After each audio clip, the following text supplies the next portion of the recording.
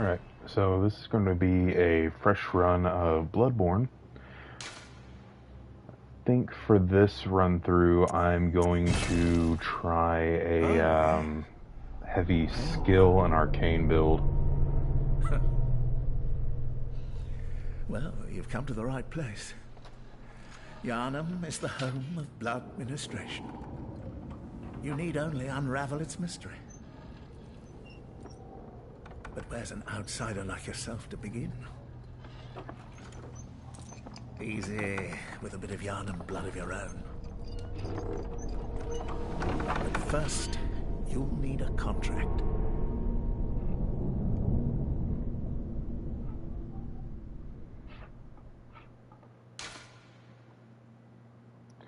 And just because I'm trying to show things off to you, I'm going to let all of the cutscenes play out through their fullest.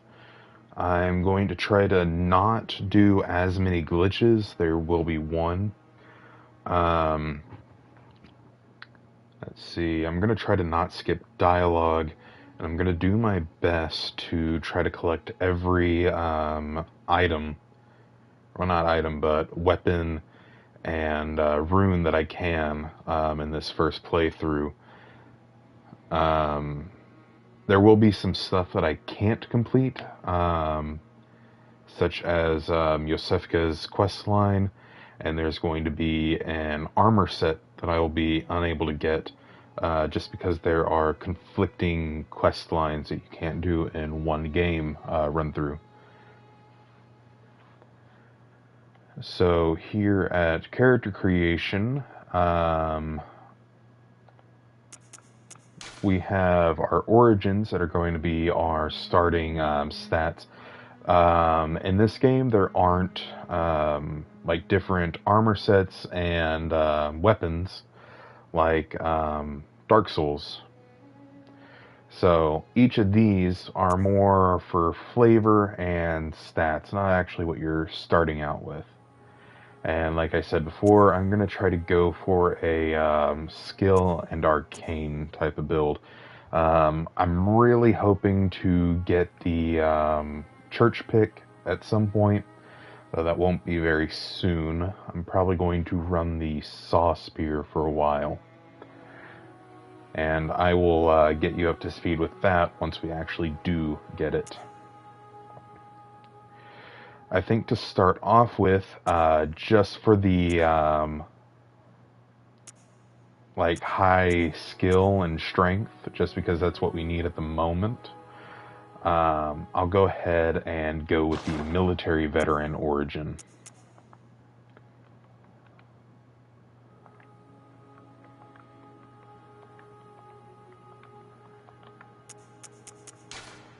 Now, actually, making your character doesn't really matter a whole lot. Oof, didn't mean to do that.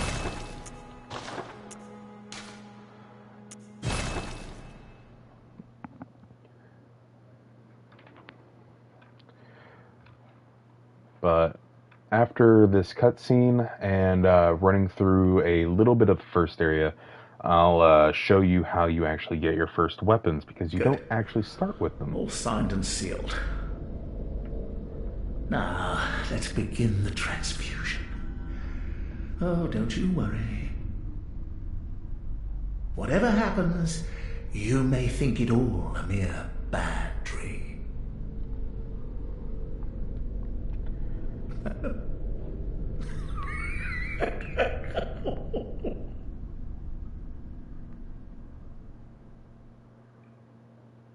I do really enjoy this cutscene. Mostly just because it has that, like, vibe, you know? You just see this pool of blood and the beast pops out. And soon enough, the messengers start popping up all over the place. It, like, gets you into, you know, the thought of being here in this Victorian era really quick.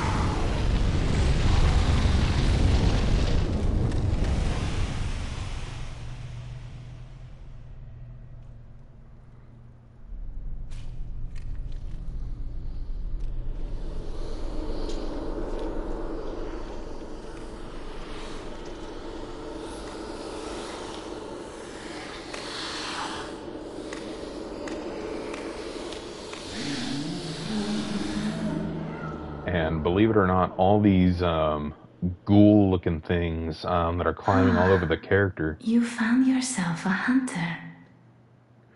those are actually helpers. And we got someone running in circles right here in the middle of the clinic.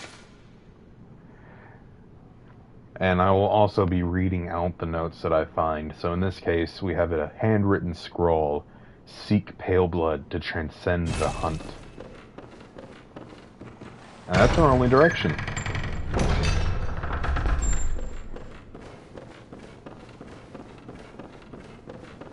So we're going to run down here the only way we can go. And we have a beast here, our first one. We can fight it, but, you know, we're not really well equipped for it.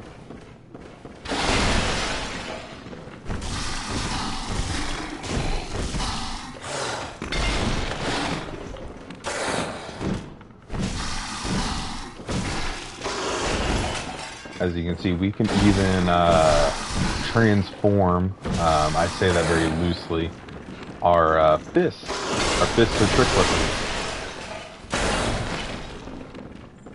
But I'm going to go ahead and let it kill me.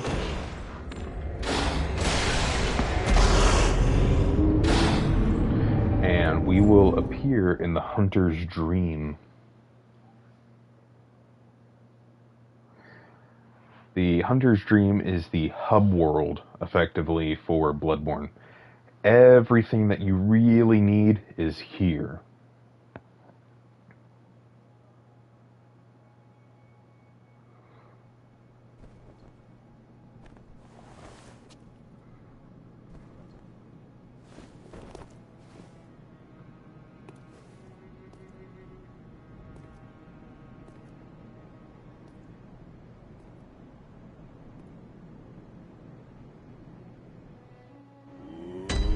Lovely first look at the hunter's workshop. But here in the hunter's dream, we can pick up our first weapons. I'll be running the threaded cane, as well as the hunter blunderbuss.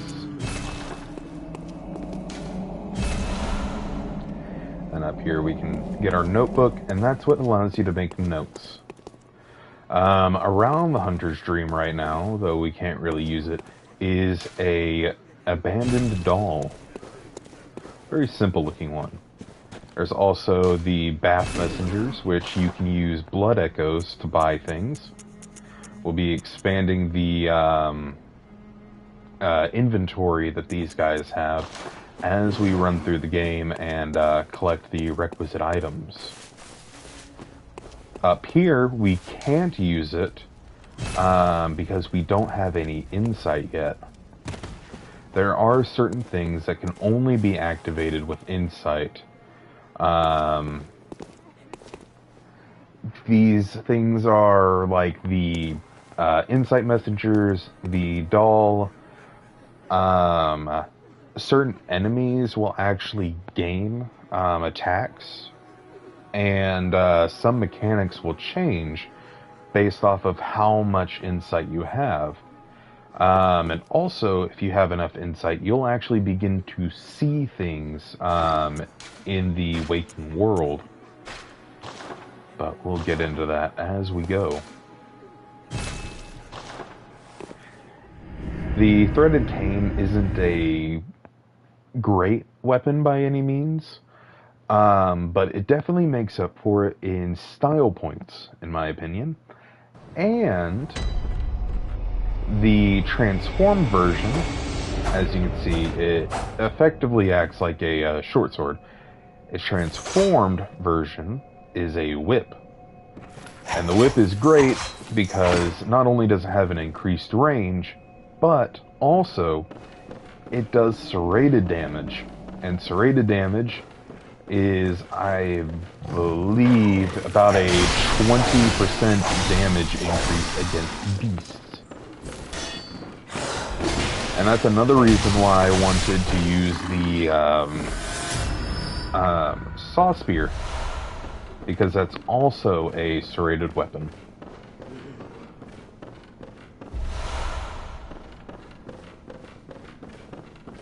Now, the only reason why I didn't pick the saw cleaver from the messengers was just because I didn't really want two saw weapons that really acted the exact same way. I know that sounds a little dumb, but you know, I think it's alright.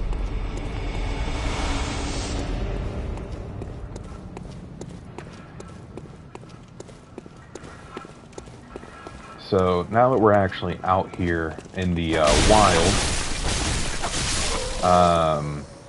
the blunderbuss is a shotgun weapon, meaning that when I fire, it does have a bit of an extra time to actually like wind up and then fire, but it has a wide spread. It doesn't deal a whole lot of individual damage, but whenever you're encountering smaller enemies that move around quite a bit, it makes it significantly easier to parry them.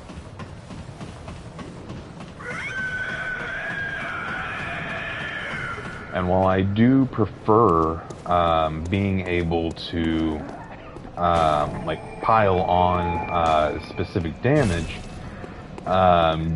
being able to actually hit the target and, you know, stop them is a bit more important at times. But here we have a very nice NPC where nothing will definitely go wrong with him, named Gilbert. Now, as part of the intro, this character is an outsider to Yharnam, but receives a blood transfusion to become a hunter. On the night of the hunt, no less. Now, Gilbert is also an outsider, but we can get some very helpful information out of him. Oh, you must be a hunter, and not one from around here either. I'm Gilbert, a fellow outsider. You must have had a fine time of it. Yharnam has a special way of treating guests. Well, I don't think I could stand if I wanted to, but I'm willing to help if there's anything that can be done. This town is cursed. Whatever your reasons might be, you should plan a swift exit. Whatever can be gained from this place, it will do more harm than good. Pale blood, you say? Never heard of it. But if it's blood you're interested in, you should try the Healing Church. The church controls all knowledge on blood ministration and all varieties of blood. Across the valley to the east of Yharnam lies the town of the Healing Church, known as the Cathedral Ward.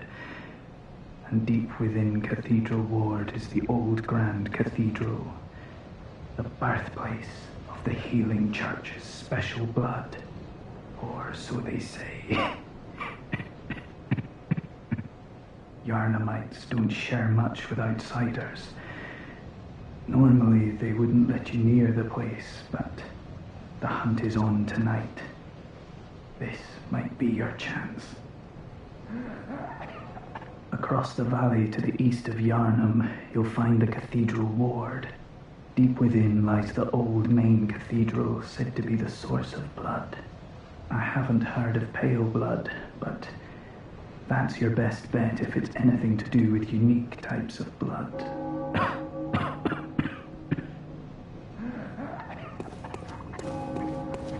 So that there was Gilbert. He's one of my more favorite NPCs, just for the simple fact of he's incredibly helpful without, you know, really asking anything of you. He just freely offers up information. And I completely forgot to check back in the clinic while we were still here. Because up here, where we just came from, the door is closed. Are you out on the hunt? Then I'm very sorry, but I cannot open this door. I am Yosefka. The patients here in my clinic must not be exposed to infection. I know that you hunt for us, for our town, but I'm sorry. Please. This is all that I can do.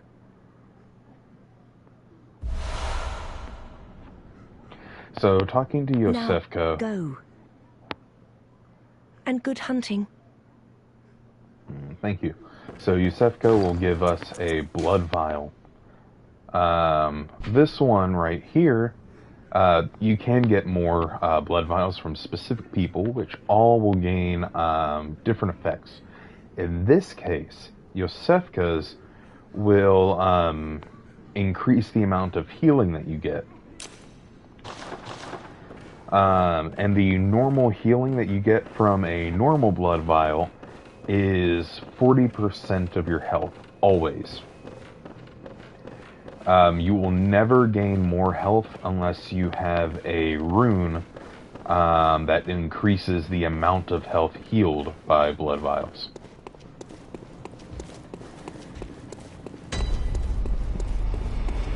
But now that that's over with, we can go back up this ladder, and we can continue on through Yharnam. It's a very, very nice looking place. Sun setting in the background. You can see Cathedral Ward in the background, as well as the Great Bridge to cross to get there.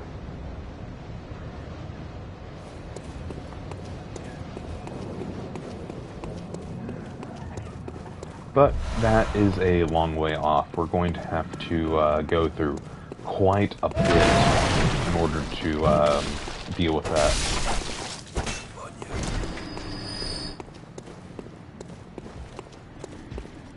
I'm not going to be trying to go too out of the way with the, gameplay and all that. I kind of want you to get, like, the full experience. So I'm going to try to go the intended routes.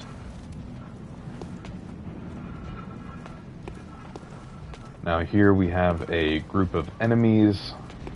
Really don't care for my odds of fighting all of them. So I'm just going to smack one with a rock.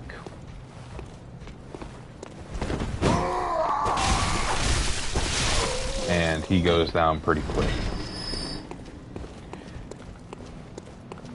This is a lot like other FromSoft games where you'll see a lot of enemies all in a group, and they're all going to be real strong unless they're alone. Which I'm sure you understand since you really like Dark Souls so much.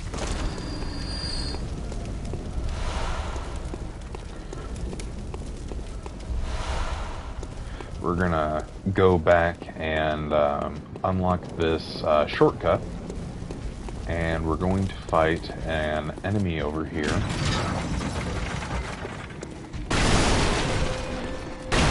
I do forget what these guys are called. I like to call them Blood Knights. But as you can see, they are quite menacing.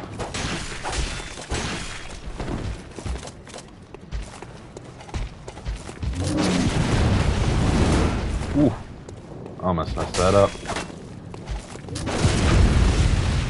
But if you shoot them at the right time, enemies will become staggered, allowing you to do a visceral attack on them. And then, if an enemy does hit you, a portion of your health will be orange on your health bar. And if you attack an enemy during that time, you can recover that health.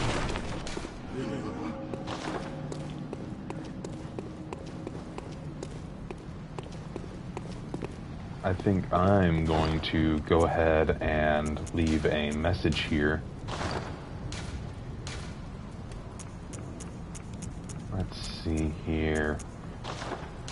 Let's say, beware of...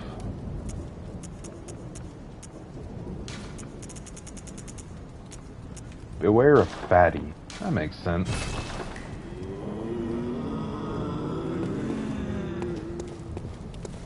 A fun little detail that most people know is that when you read notes, you can rate them fine or foul. And if you rate it fine, the messengers will do a little dance.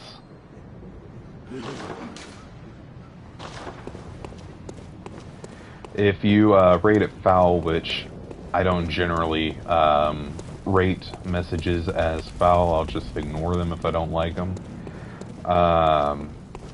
The messengers will get very sad. And I think they even like mimic crying.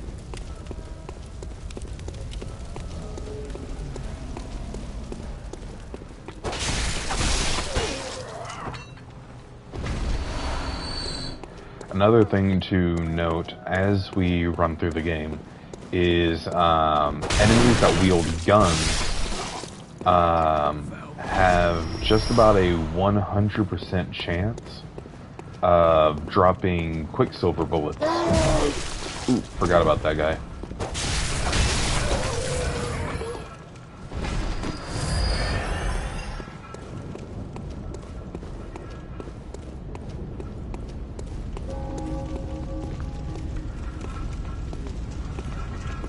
Another thing that you're probably not going to like is that in order to backstab people, you have to charge up an attack behind them. And then it will set them up for a visceral attack.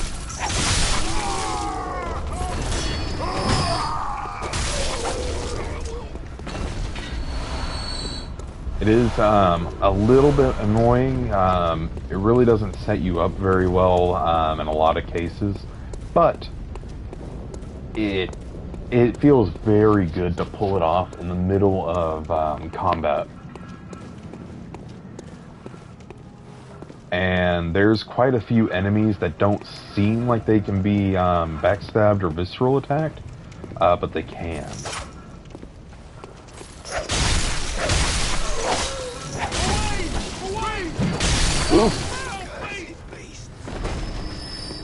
Oh, and if you have rally health, which is that orange amount on your health bar,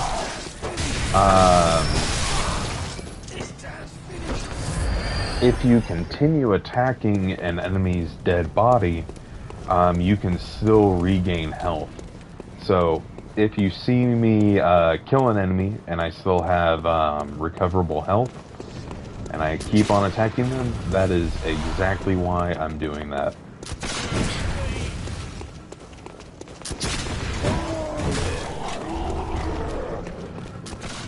I'm not going to make it a point to attack every enemy that I see. I will fight the vast majority of them, though.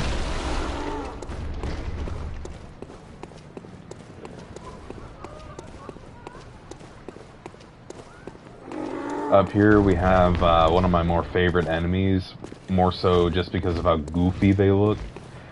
These guys are brick trolls. They're very fun.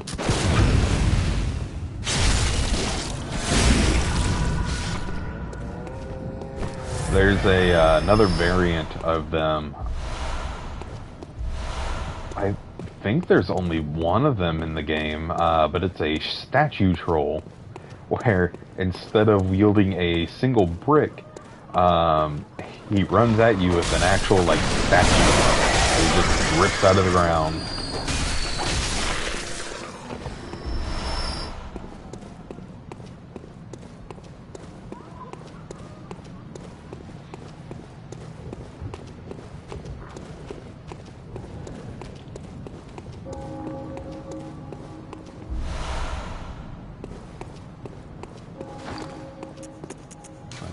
I pick up the torch? Yep.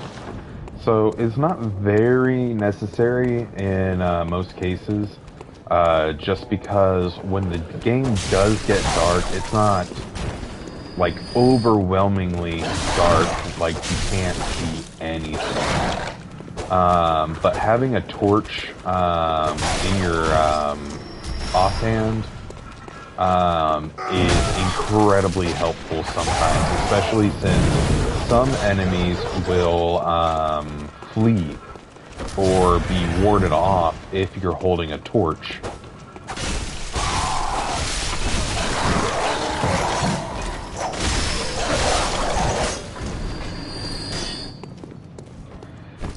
That was a little rough.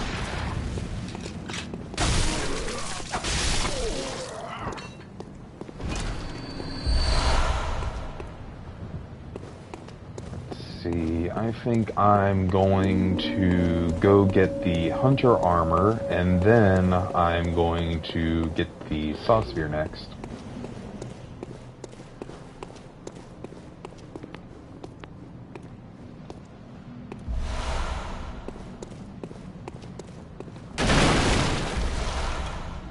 Now, what I'm picking up right there, the bloodstone shards, those are the upgrade materials of the game.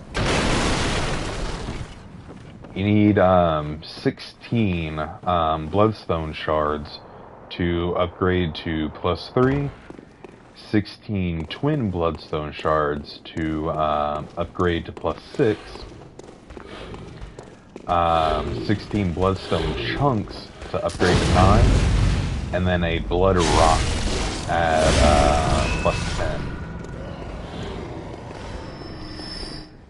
And fun fact, because there are so few weapons in the game, there is only one blood rock that you can get naturally. There is another, but that requires the DLC. And then there's a third one you can get, that's out of the Insight Messenger shop, and it costs 60 insight.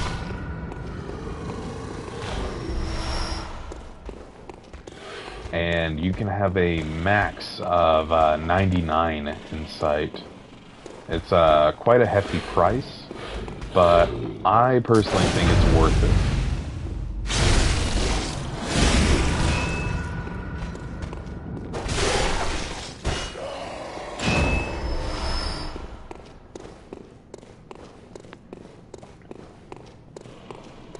Now, we're down in the sewers,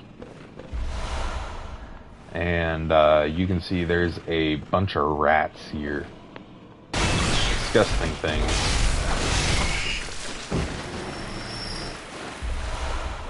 But they are very useful. They drop a lot of good things.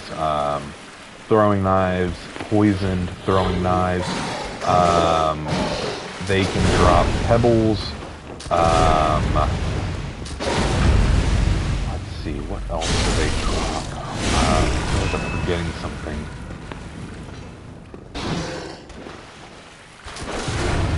I'd say blood gems, but most enemies can drop blood gems as long as your discovery is high enough.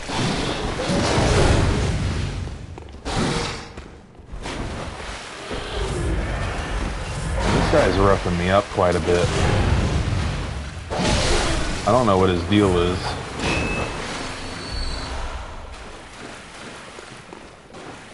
But he was guarding the hunter set, which I will immediately change into just because it is strictly better than the armor that I was using, the foreigner set. And now we're over here. I'll go ahead and be careful dropping down. And there's all these corpses laying around, except they're not actually corpses.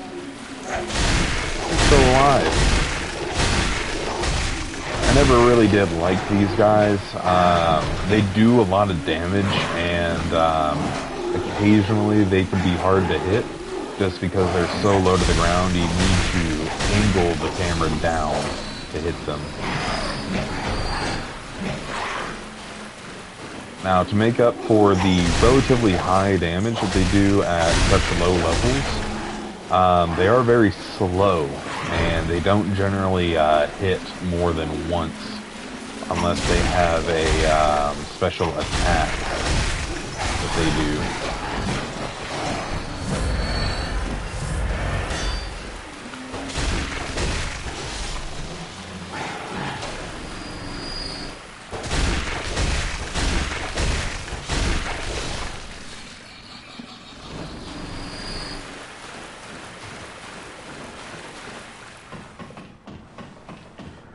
We'll go ahead and head up here, and we're going to meet one of the saddest NPCs. I'm not too terribly sure about her name. I don't think she ever does get named, actually. But she is Gascoigne's daughter. I told you about her. We're going to be doing her quest line, which is unfortunate.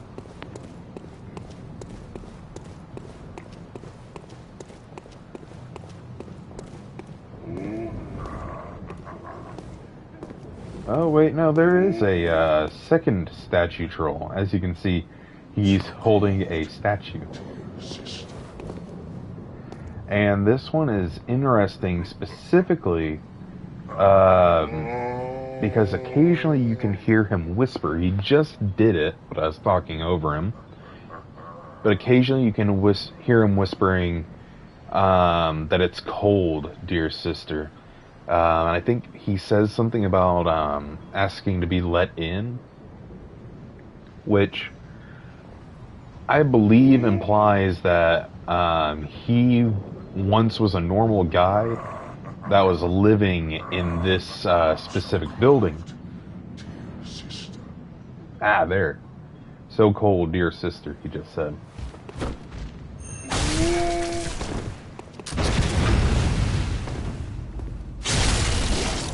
But I believe that could be very wrong, but I believe that means that he used to live in there and that his sister's living there.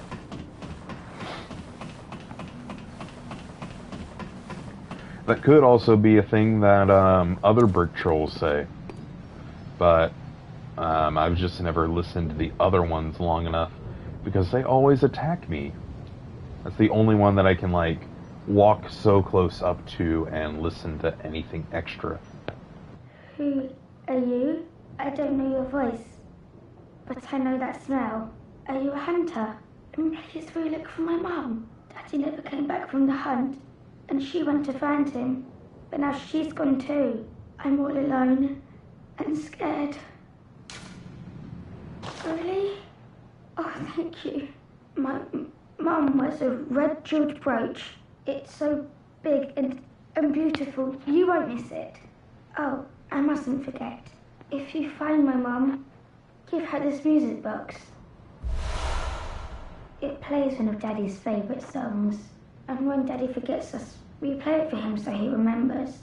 Mum's so silly running off without it.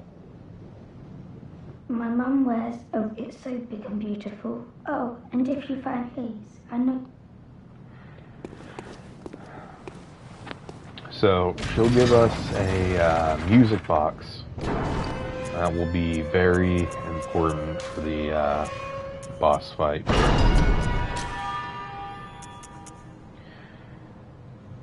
Another item that we just got is the Madman's Knowledge. We can use this to get 1 insight, which is enough to activate the doll and the insight messengers when we go back to the dream.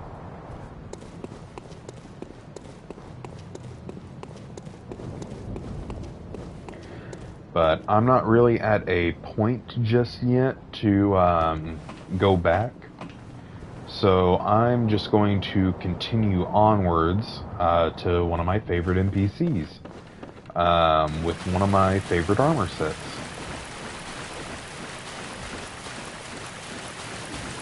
We're going to have to run through these sewers. Hope that we don't get shot climbing up this ladder. They didn't notice me. That's great for me. This guy definitely noticed me. Get those bullets. And we'll go ahead and kill these other beasts that are in here.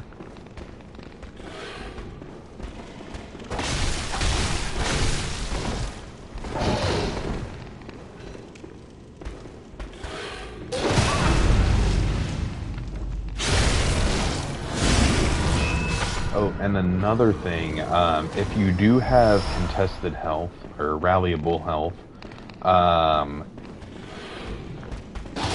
and you visceral attack an enemy, it will recover all of your health that can be recovered. It's very great, especially if you trade with an enemy.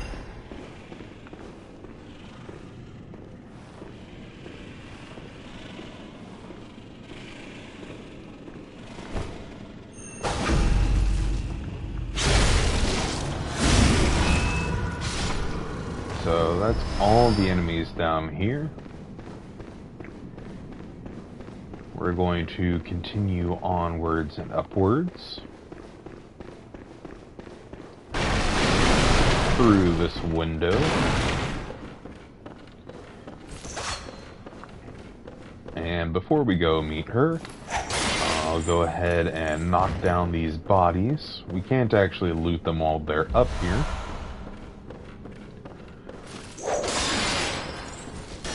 That's another great thing about the threaded cane is stuff like that. If you need to hit anything that's over a ledge, you don't actually have to worry about getting really close to the edge and then falling off when your character steps forward to make an attack. But here we meet Eileen the Crow, a hunter of hunters. Oh. A hunter, are you? And an outsider? What a mess you've been caught up in. And tonight of all nights. Here, to welcome the new hunter. She'll give us bold hunter's marks. Those are the homeward bones of this game. By using them, we will reawaken at a lamp that we've most recently been at. Prepare yourself for the worst.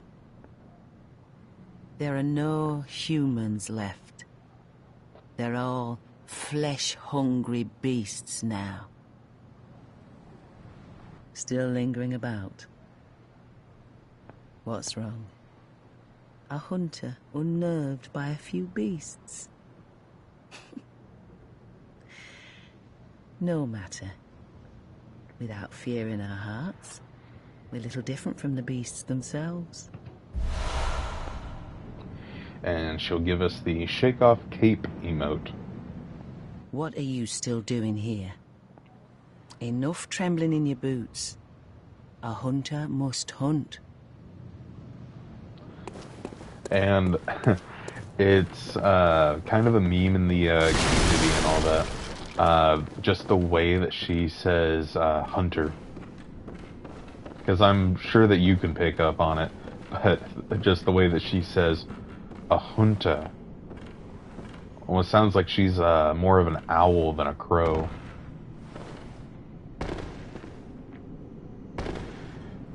But she is a hunter of hunters. Now, like any FromSoft game, the animals are the worst enemies to fight. Ever. Hate them with a passion. And here we pick up the saw spear. Very simple weapon. Very good weapon to use.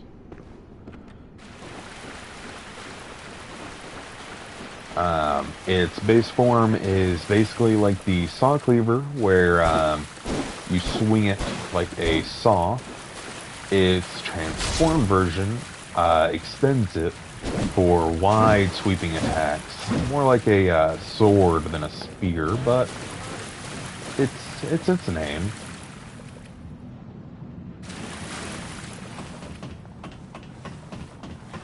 We're gonna climb up, hope we don't get shot again. And we didn't, but we did get shot at. I didn't like that. Ooh.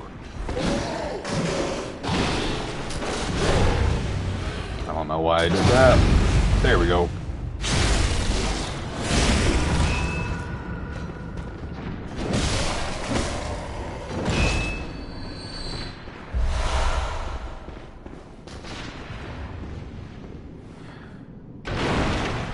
Anyways, we're gonna go down here for this other body that we cut down. If I remember right, it has a bloodstone shard.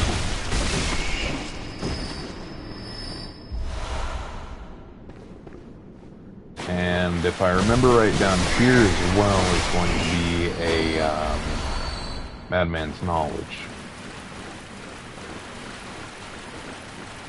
That's all the backtracking that we have to do right here.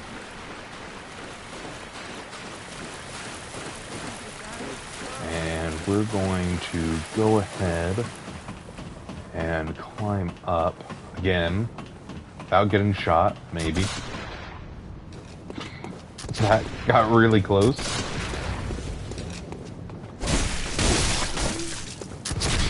I really don't like the riflemen.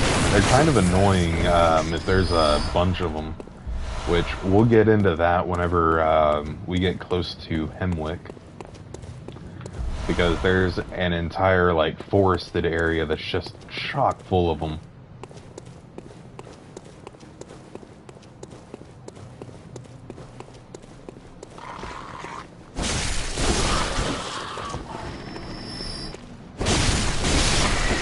But right now I am trying to clear out all these enemies, get some blood echoes, before I head back to the dream. Just so I can have as many echoes so I can level up.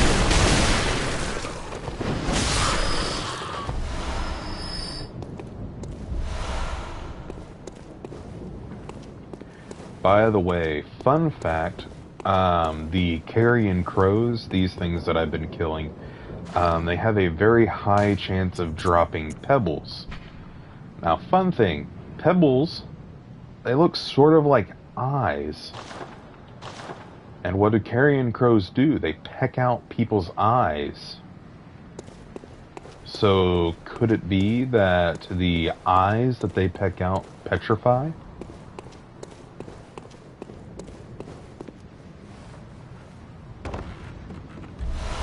But we're gonna go ahead and drop down. Let's see. I got enough for a, no, I don't, not yet. I need one more for a, +6, I mean, not +6, +2 weapon.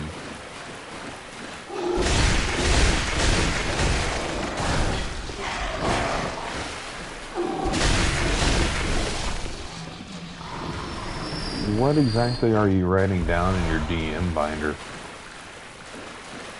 It better not be the lore about the crows.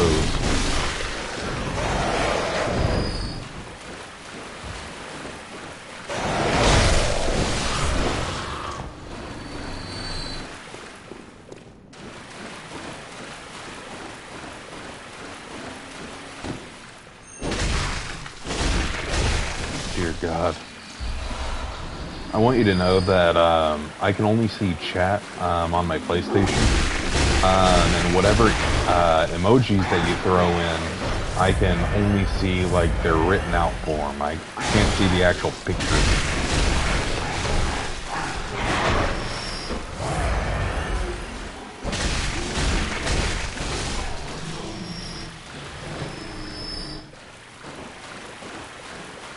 I'm going to go ahead and book it down this little hallway here, because there's a massive pig down here. And we're going to come back for that one later, because it drops an important item.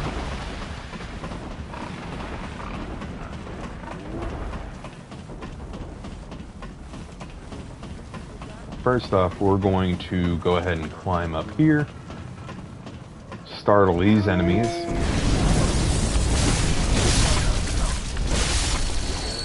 And that's going to clear out this entire bridge. There's a whole lot of friendly fire going on here.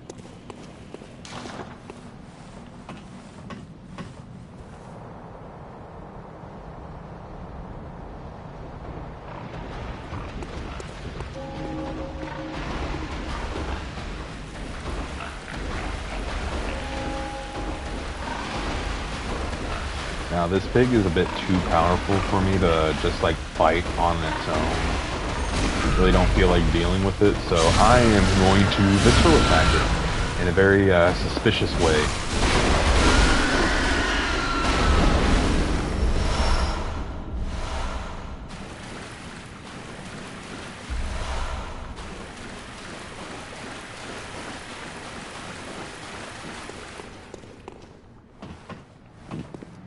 Not that way. Forgot. Need to go out this way. And that way I'm closer to all those enemies that just got killed. I think it was a bit more than just the ham hocks.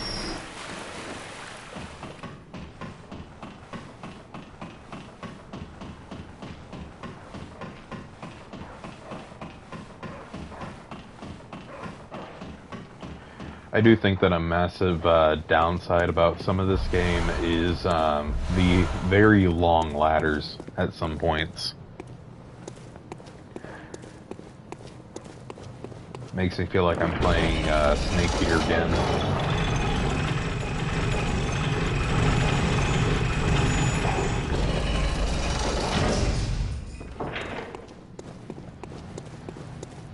But we're gonna come up here and we're gonna find 2 more brick trolls.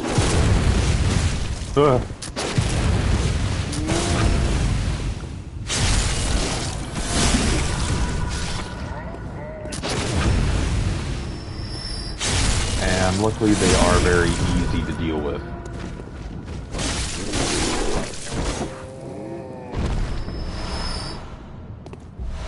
Look at what's massive claws.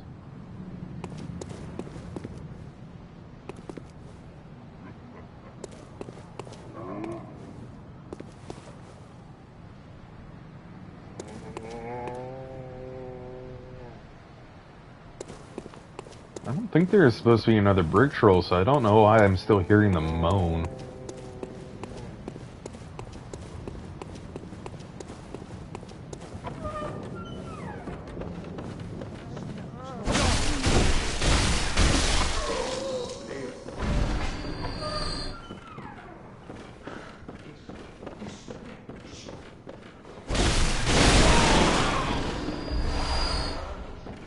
We're gonna come up through here. We'll get a mystery mousecatool that'll help us later. And we'll have another note here. When the hunt began, the healing church left us, blocking the great bridge to Cathedral Ward, as old Yarnum burned to the ground that moonlit night.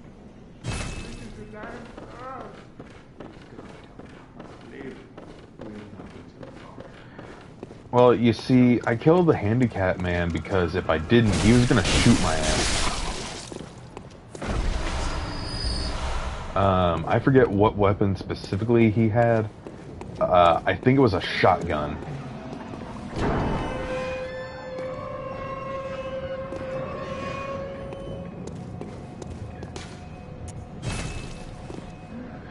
But we're gonna go back to the dream. And because I have an insight now, the plain doll is awake, and she'll be where I can level up. And I can also now get the Beckoning Bell, Silencing Blank, as well as the Old Hunter Bell. And we also have Gehrman here, or Gehrman. He tells us some kinda interesting stuff. It's not very necessary most of the time. He just says a lot of weird things for the majority of it. Aha! You must be the new hunter. Welcome to the hunter's dream. This will be your home for now. I am Gehrman, friend to you hunters. You're sure to be in a fine haze about now, but don't think too hard about all of this. Just go out and kill a few beasts. It's for your own good. You know, it's just what hunters do. You'll get used to it. This was once a safe haven for hunters. A workshop where hunters used blood to enhance their weapons and flesh. We don't have as many tools as we once did, but you're welcome to use whatever you find. Even the dog, should it please you. Like I said, he says some really, really weird things. This was once a workshop. You'll even... I think it's just repeating dialogue now. We got another note here. To escape this dreadful hunter's dream, halt the source of the spreading scourge of beasts, lest the night carry on forever. Just a small little hint, quote-unquote, of what we need to do. Like, we weren't going to just go around killing everything in our path.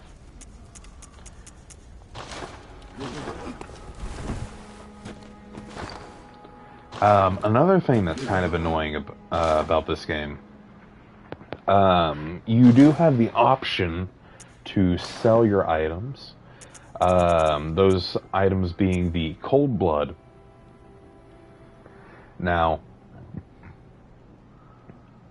you can sell your cold blood. That's how you get blood echoes. They're sort of like the souls in Dark Souls games. The issue is that if you choose to sell them, you get significantly less echoes than if you just use them. Now, it's nice that you can choose to use multiple, but it doesn't really help if you have a bunch of different types and you have to keep going back into the menu, selecting it, then using it, and then doing that all over again with all the different types. Kind of wish it was like Dark Souls 3, but, I mean, Dark Souls 3 came out after this game. Hello, good hunter. I am a doll, here in this dream to look after you. Honorable hunter, pursue the echoes of blood, and I will channel them into your strength. You will hunt beasts, and I will be here for you to embolden your sickly spirit. Very well, let me stand close. Now shut your eyes.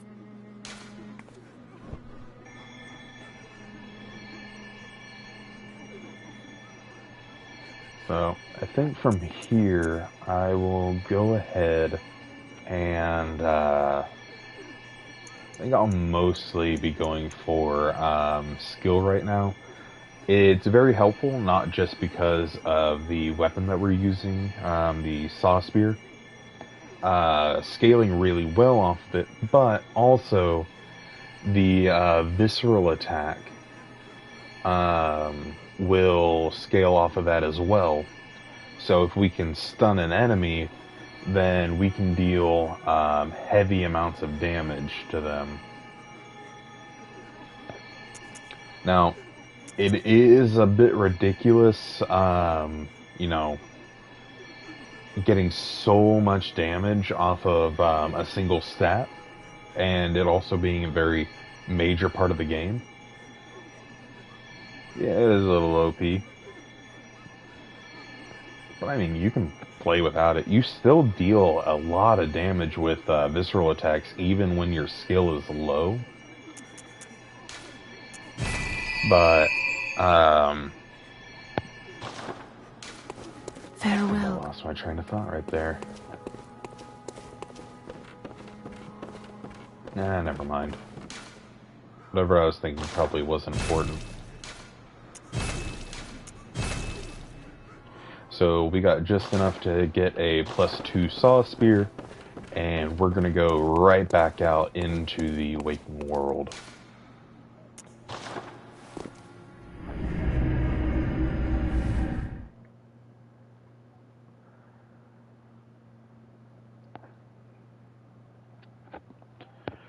The boss that we're gonna try to fight. Attack speed.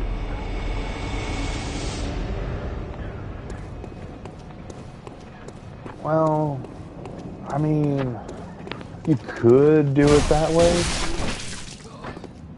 I mean, they haven't done it that way in any other Dark Souls game or Souls-like game. I'm sure that if they did that in a different game, that could be interesting. Yeah, like I said, he has a uber pistol.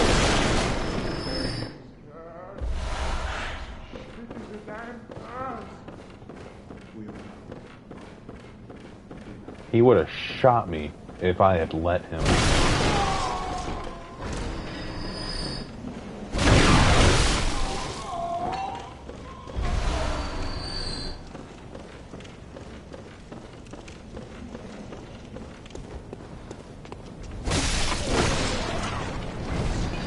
So anyways, like I was saying,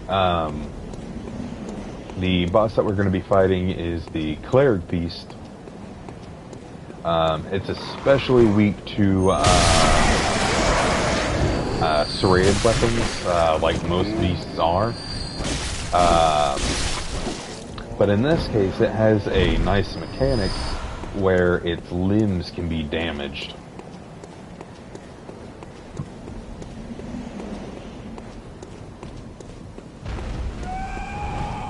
I also like how it just jumps off the top ropes. Like, no warning at all.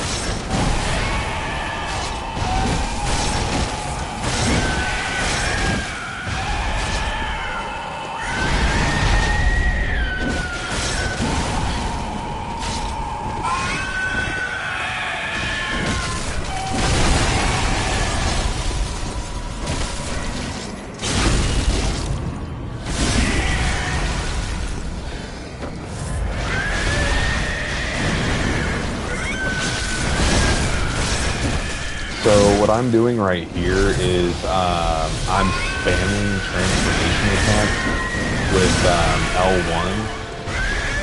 For whatever reason, on the Saw Spear specifically, they do just crazy amounts of increased damage.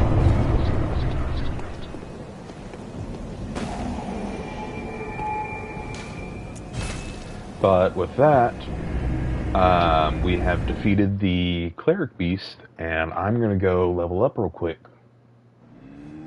We also got the, what did I just get? The Sword Hunter badge. This is what gives us access to buying the Kirkhammer.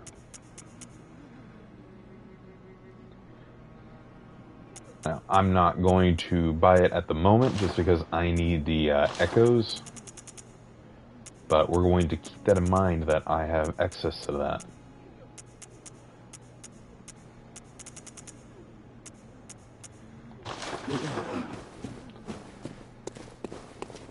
And as we enter and exit the dream, Gehrman and the doll will be in different places doing different things. In this case, the doll is asleep. In some cases, the doll will be up here at this grave, apparently kneeling over it in some sort of reverence. At a certain point, Gehrman just disappears. Occasionally, he can be found down here for a very, very whisper what?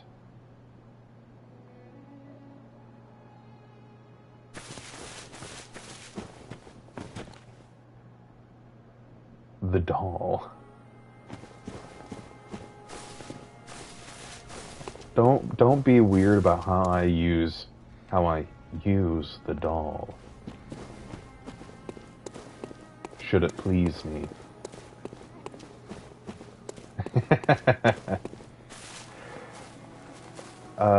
I believe that most of the time, Gehrman is back here in this garden area. But you can't really see him all that well just because of the foliage covering up everything that's back here. That's actually the arena for the final boss fight.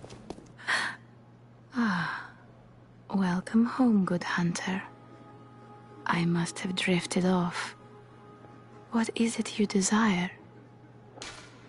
Very well. Let me stand close.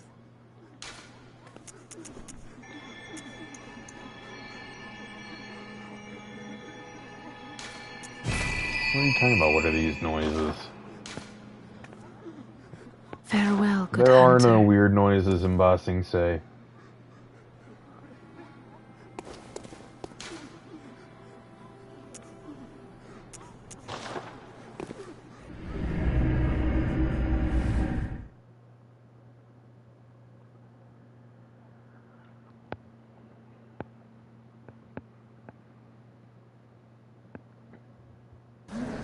I did hear some like weird noises, but I think that that's just the noises that the messengers make.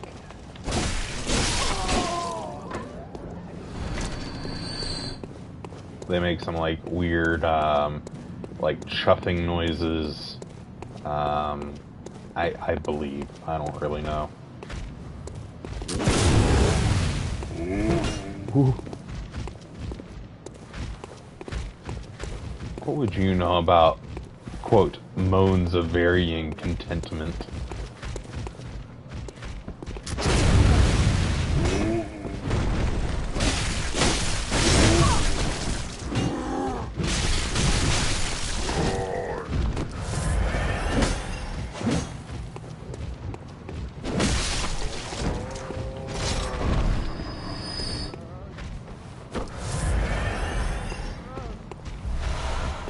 Also, these guys, the brick trolls, they have a very high chance of dropping blood vials.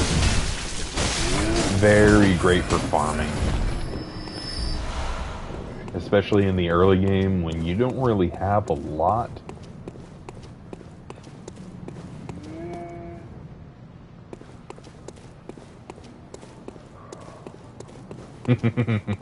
You're right, I really don't want to hear about that.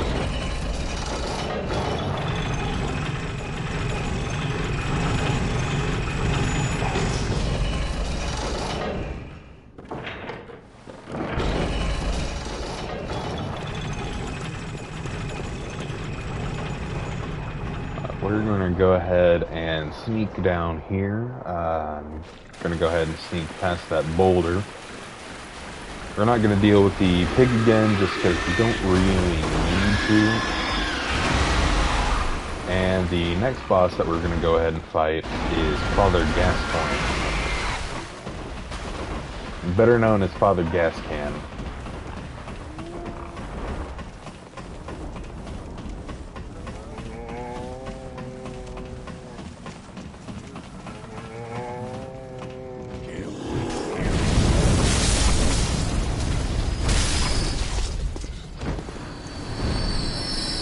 And just for that fight, we have this mystery mouse tool that we have for later.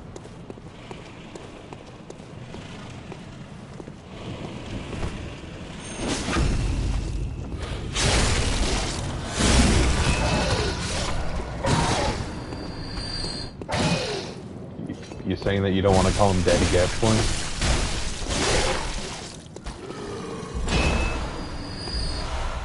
Papa Gas Can?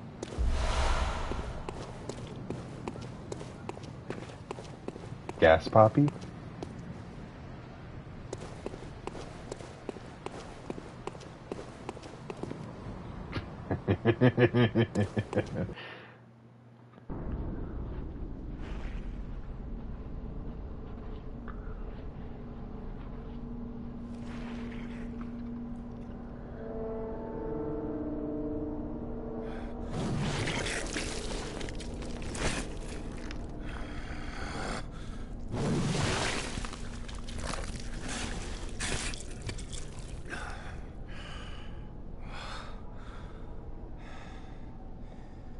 Beasts all over the shop.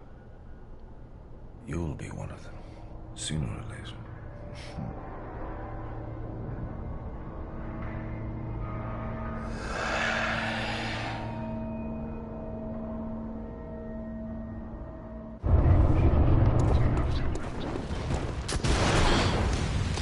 This is actually one of my favorite boss fights too, just because of how simple it is and how like iconic Father Gascoigne is. I also kind of like his reasoning, just saying, there's beasts all over the place. You're probably gonna end up like one of them. Might as well just kill you now.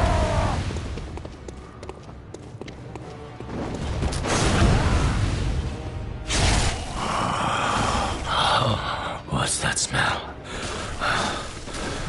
The sweet blood. I also like it how seems to me is a boss fight it's enough to make a man sick.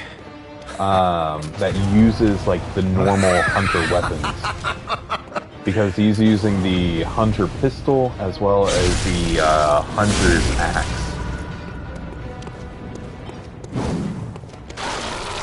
And at the end of the boss fight, his final phase, he turns into a beast.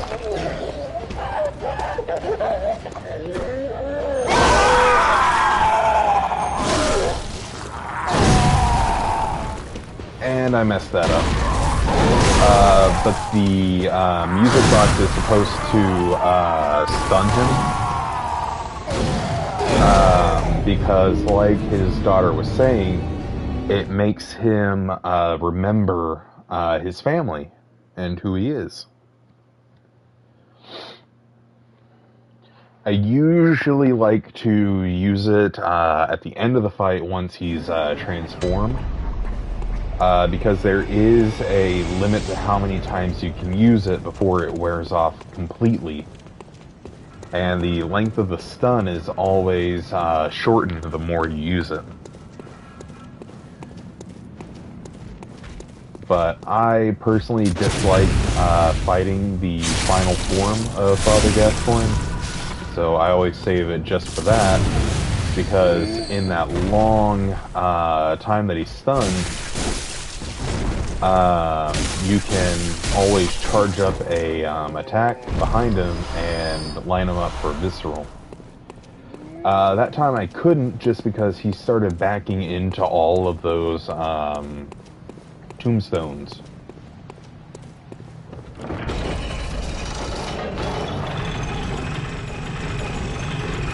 So we're gonna try again. Hopefully it goes better than last time.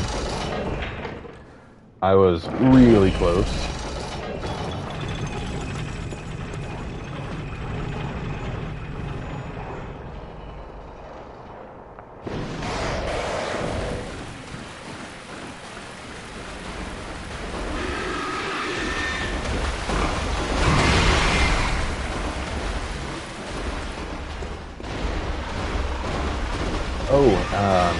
One thing that I did forget to mention, this was before you joined, but when choosing your stats and your origin, it does actually kind of matter what you choose, just for the simple fact that you cannot change your stats in the middle of the game. It was thought that there was once a function to do so with a mirror in the Hunter's Dream, allowing you to not only change your Hunter's appearance, but also respec your stats. But that is cut content and not entirely confirmed, I don't believe.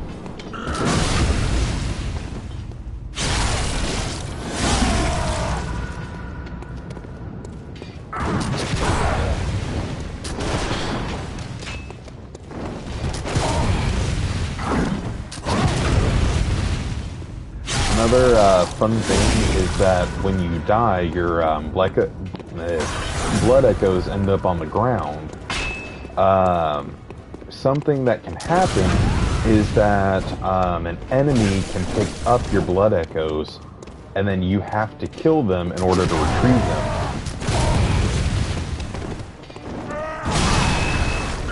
Ooh.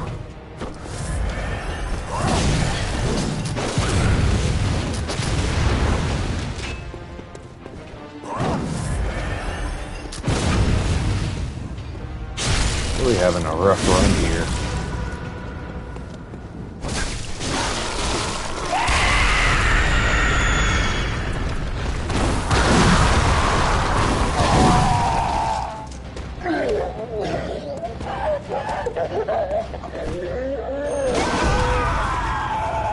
There we go.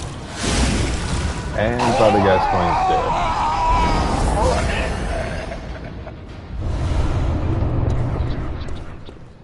We get the Odin Tomb key, as well as access to a new lantern here.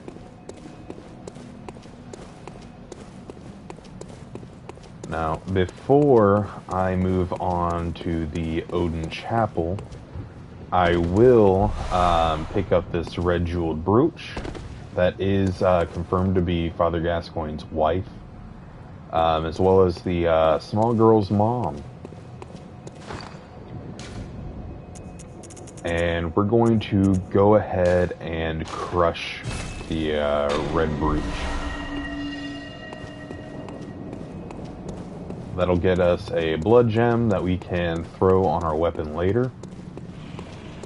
And we're going to go back to the little girl and tell her that I couldn't find her mom.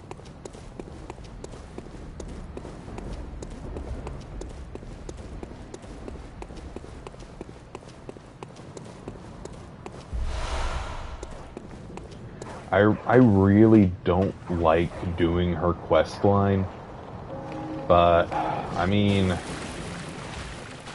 it's for a fresh playthrough, I guess. And you get fashion for your messengers and trauma.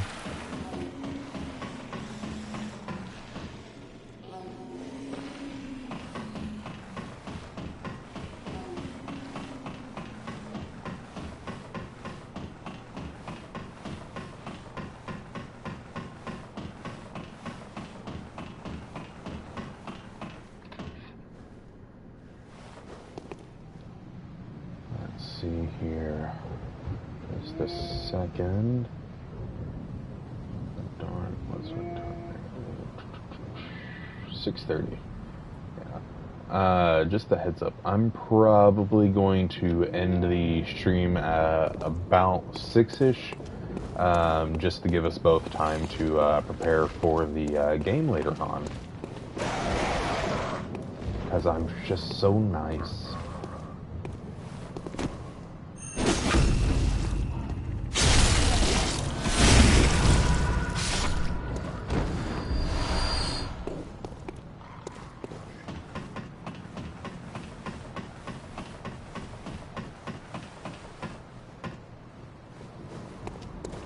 Hello, Miss Hunter.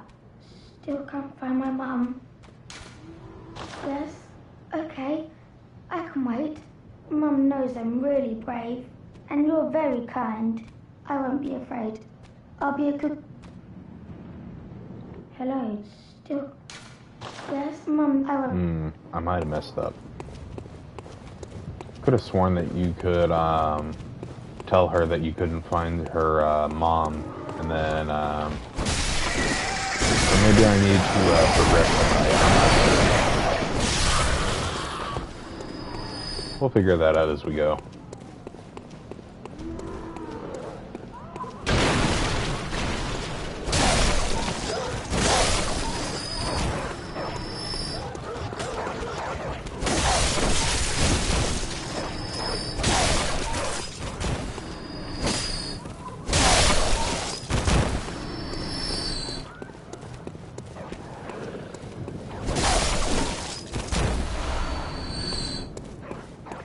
And then up here is an NPC that no one really likes. Oh, you're a hunter, aren't you? Then, well, do you know of any safe places?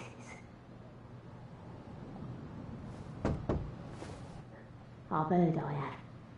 Shutting up indoors isn't always enough. Well, if you hunters got off your asses, you wouldn't be in this mess. You're obligated to help me, you hear? So what'll it be? Are you going to tell me you're not? Yeah, I should have known. You're good for nothing. No respect for the elderly is what that is. Yeah. That lot of good you outsiders do. Go on, admit it. You think we're all mad, don't you? Well, go and stop it. I know all your tricks. Yeah, she's very much so not a nice person to talk to.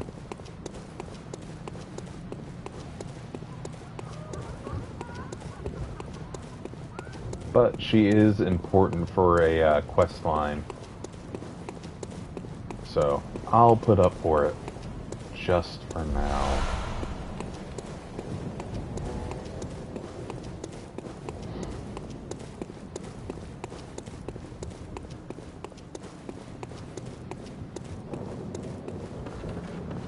Since I'm already like back here, I'll go ahead and head back to the Hunter's Dream just to level up and get some extra stuff. If I remember right, talking to Gilbert should give me the flame sprayer. Yes, I see. But the Great Bridge is the only way to the Cathedral Ward. And during the hunt, the bridge is closed. You could try the aqueduct. There's a rather, how shall I put it, colourful area south of the Great Bridge. From there, an aqueduct leads to the Cathedral Ward. Not a place you'd normally want to visit, but I don't imagine you have much of a choice, do you?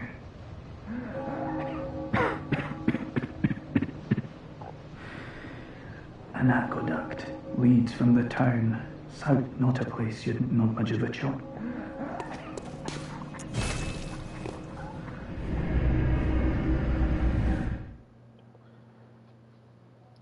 And it's kind of sad. I really do like Gilbert. It's just really sad how sick he is.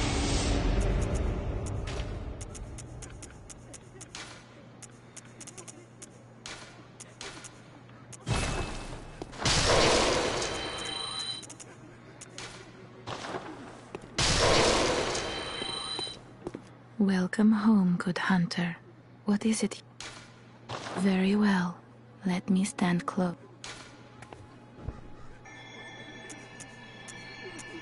Don't you dare talk bad about my boy Gilbert.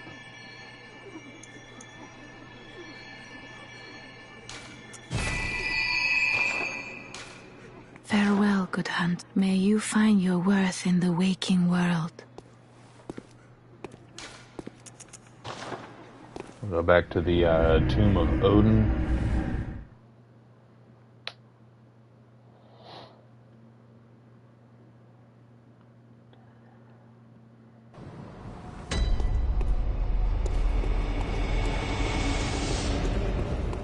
we will finally carry on to the Grand Cathedral.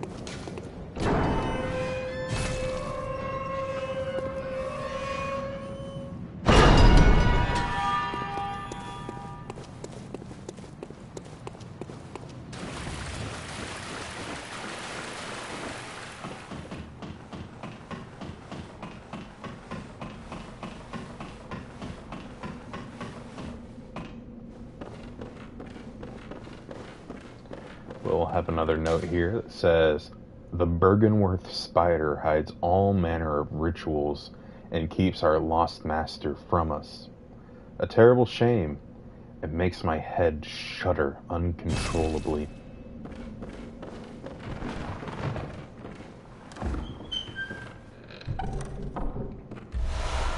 And in this chest we'll get the Blood Gem Workshop tool. This one will actually allow us to affix blood gems to our weapons.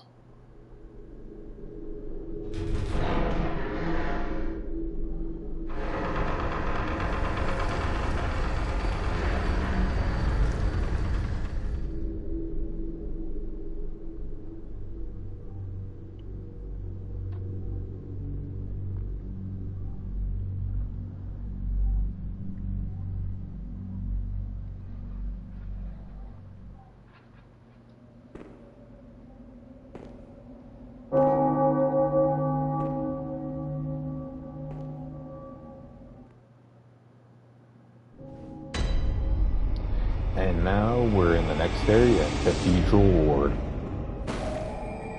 Very nice place with a lovely beggar. This, well,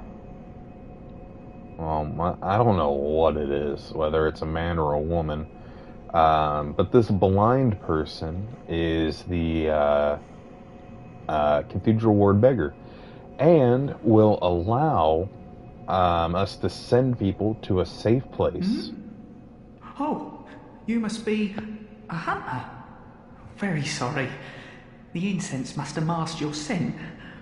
Good, good. I've been waiting for one of your ilk. These hunts have everyone all locked up inside, waiting for it to end. It always does, always has, you know, since forever.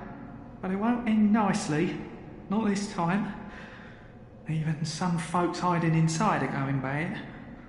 The screams of women folk, the stench of blood, the snarls of beasts, none of them's too uncommon now. Yarnum's done for, I tell ya. But if you spot anyone with their wits about 'em, tell 'em about this here Erden Chapel. They'll be safe here. The incense wards off the beasts. Spread the word. Tell 'em to come on over. If you wouldn't mind. I know I shouldn't be asking you, but if you happen upon someone while hunting, tell them about this here Erden Chapel, if they seem worth being told, that is. Oh, and I do sincerely hope they are.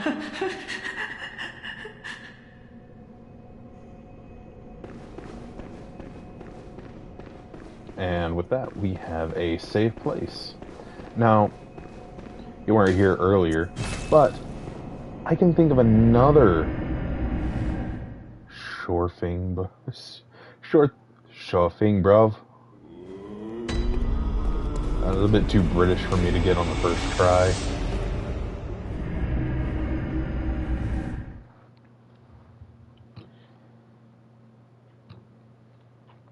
But another safe place that I can think of now that the night's getting a little bit worse would be Yosefka's clinic.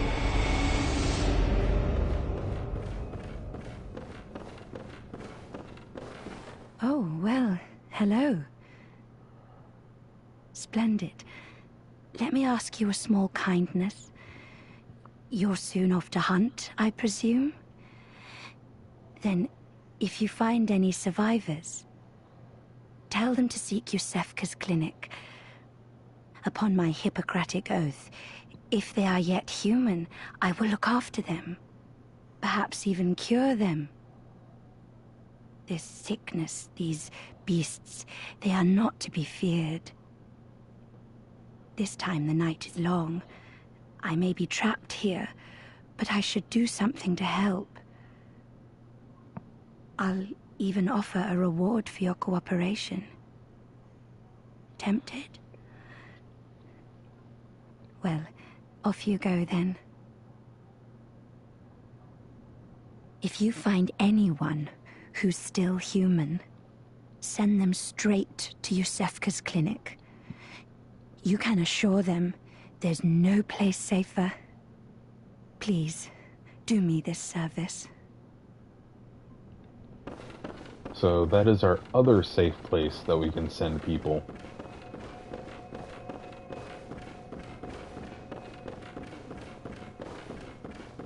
Now, things can change, don't get me wrong, but you weren't here earlier, so there was a massive change between now and the first time we talked to Yosefka. That being that when she spoke to us, she told us specifically, leave. Don't bring anyone else here because she has patients to look after and she can't risk anyone getting sick or injured. And now her tune has changed quite a bit, saying, oh hey, bring everyone here. I'll help them all.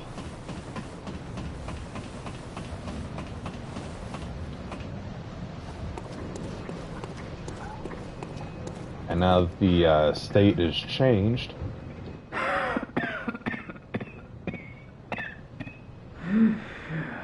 you needn't concern yourself with me. I'm afraid I'm of little help now. But before I take this, I make no use of it, but perhaps you.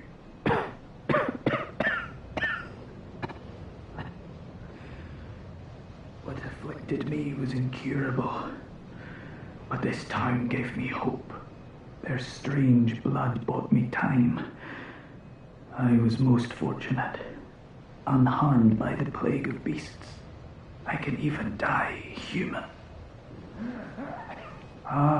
Don't you?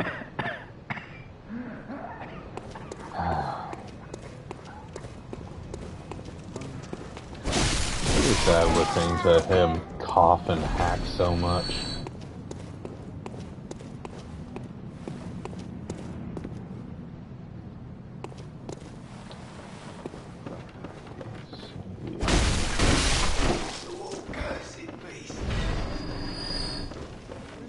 I suppose it'd be better to go up here to the Great Bridge.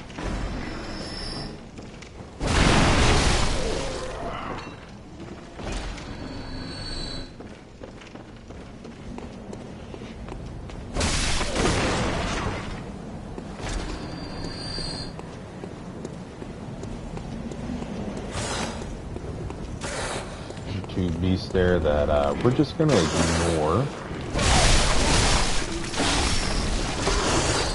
As best as we can.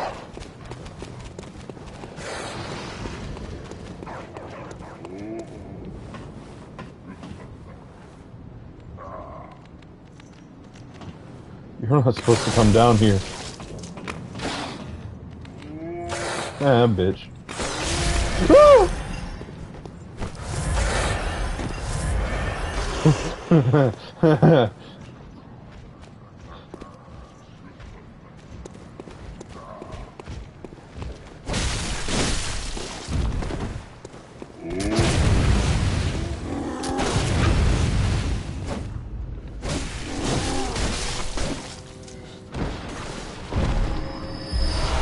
Don't you fucking laugh at that. That wasn't funny. That was terrifying. That was butt puckering. Hello, Miss Hunter. Still can't find my mum. Oh, okay. I can wait. But isn't there something I can do? Maybe Mum and Dad are stuck out there, waiting for me to come and find them. What do you think, Miss Hunter? So, I'll tell her about Odin Yes, Chapel. okay. Thank you, Miss Hunter. I love you almost as much as Mum and Dad. And Granddad. Thank you, Miss Hunter. I love you almost as much as Mum.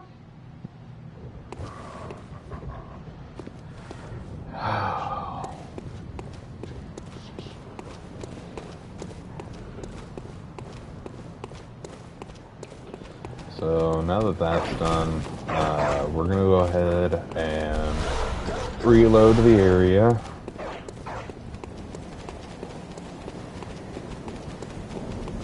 Because she doesn't make it very far.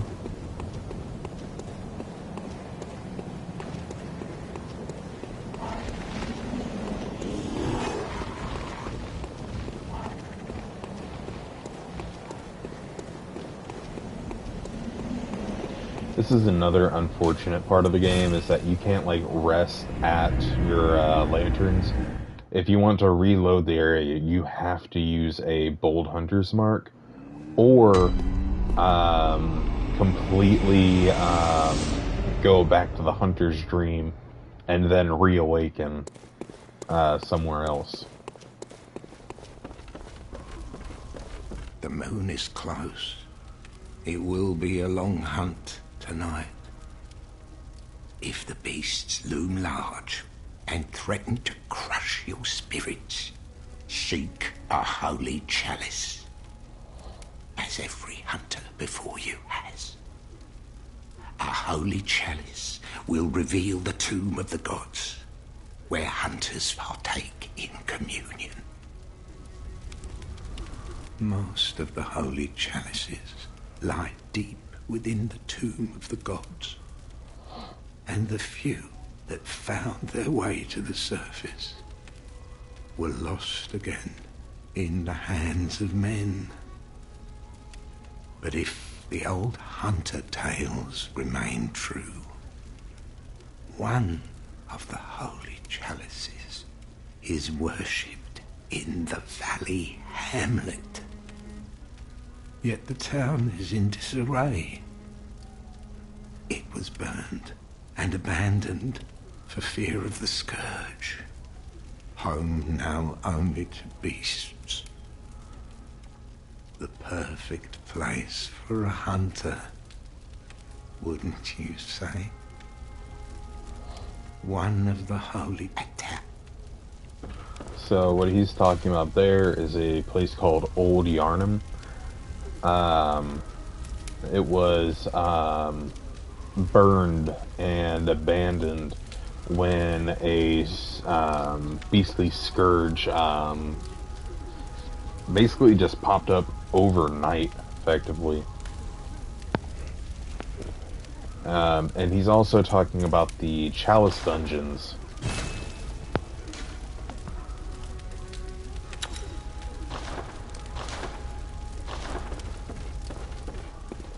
The Chalice Dungeons are an extra portion of gameplay.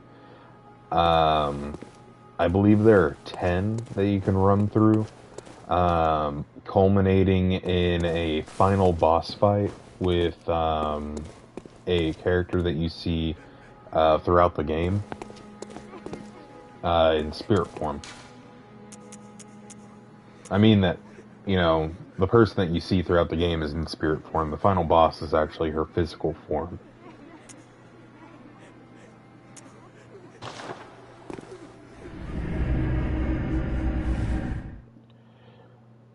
But we're going to go ahead and make the run back to not only where the little girl was, but also to the old lady.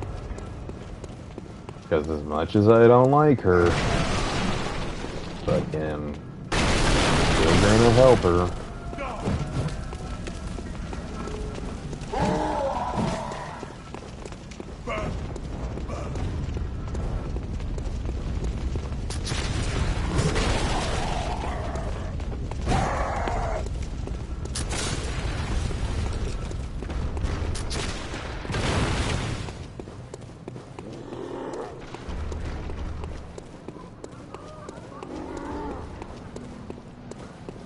So if I don't deal with this guy, he's just gonna walk up to where I was. So just gonna kill him now.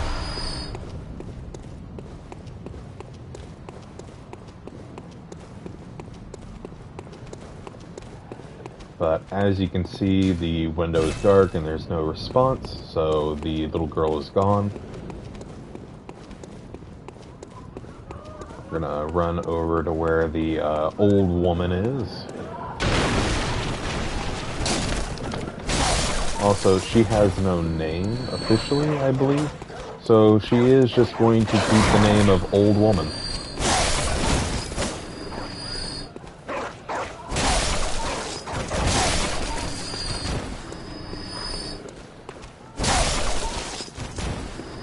Also, as much as I hate killing dogs, I really don't like the FromSoft dogs.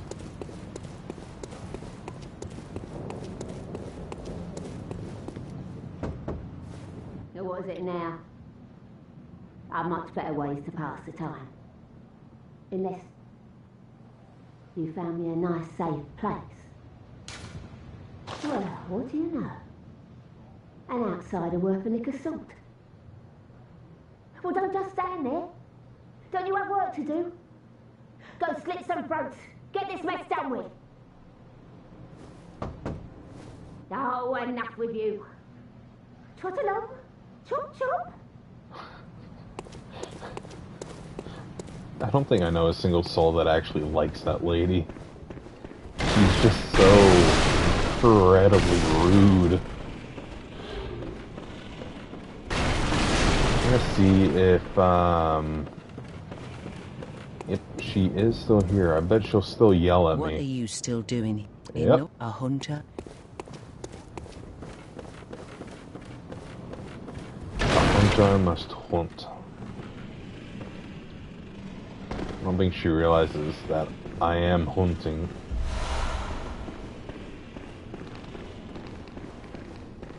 Let's see here.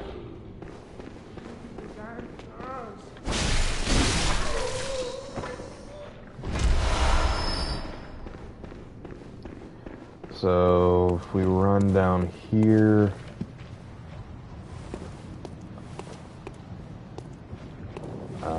we'll be able to get to the lower aqueducts, the lower sewers.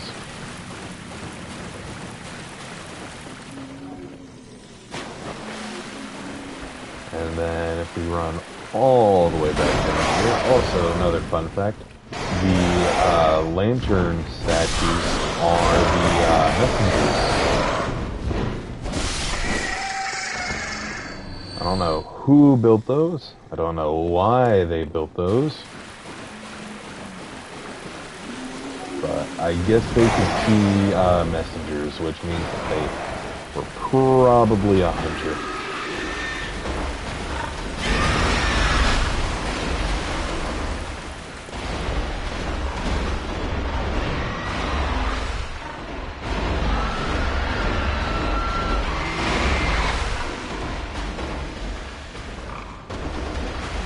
How is it? Oh.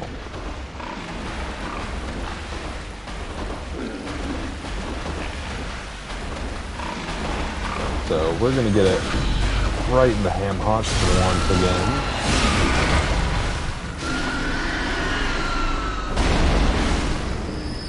again. And it's gonna drop for us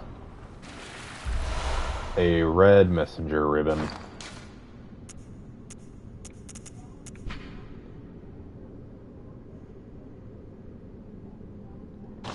Now, we can put that on our messengers for a bit of fashion for them. But this also implies that the little girl went down into the sewers to try to get to the chapel and was eaten by the pig.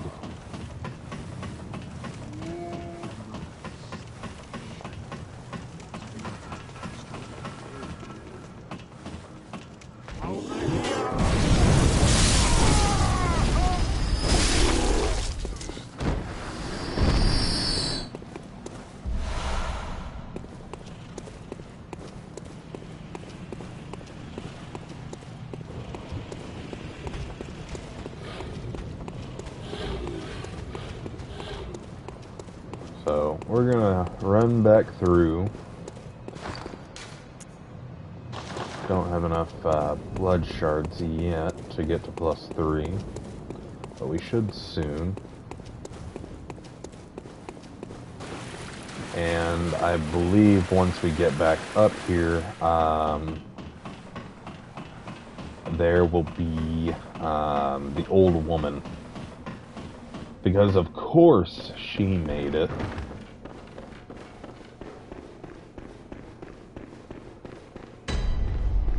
Yeah, of course the crotchety old woman made it, but not the sweet little girl. Oh no, I haven't forgotten. Do you think I owe you something? Well, that's a fine lark, I'd say. This whole mess that Yarnum's in, it's all your fault. You put it to the outsiders. Our blood's ruined, tainted by your ilk. Don't you come near me. I know your type. You. Stay away from me. I know all your tricks. That's some fine thanks for saving your fucking life. But it's whatever. Ah, the hunter. Thank you. So that old girl, you told her about this place, right? Well, she don't offer me much in the way of conversation, but still, I'd rather see her alive anyhow.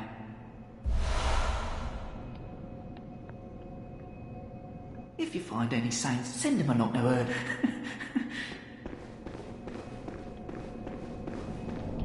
So, it does kind of go against like what you think it should be.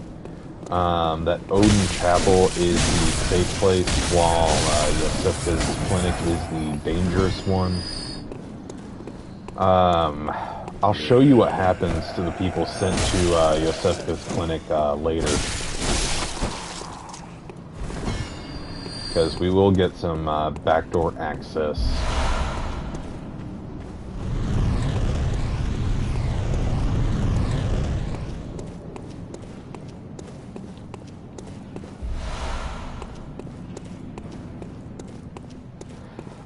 I did pick up another hunter set. The only difference is that the new one doesn't have like the little like half cape, and it also has a top hat that you can wear if you're feeling extra fancy.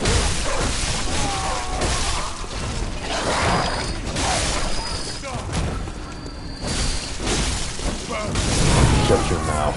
Not that kind of backdoor access.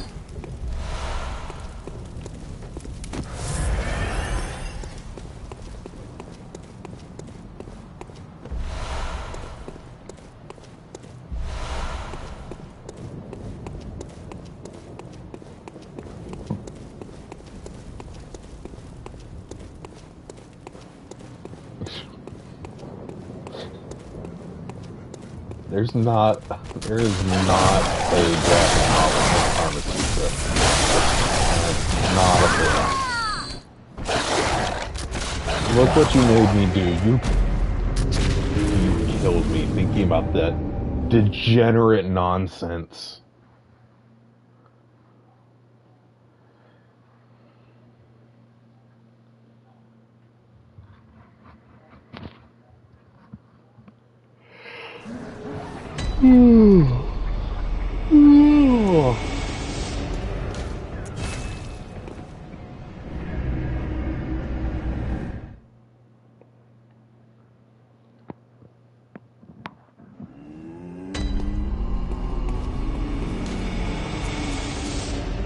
It's a manga. Well, you can't have both. Is it a graphic novel or a manga?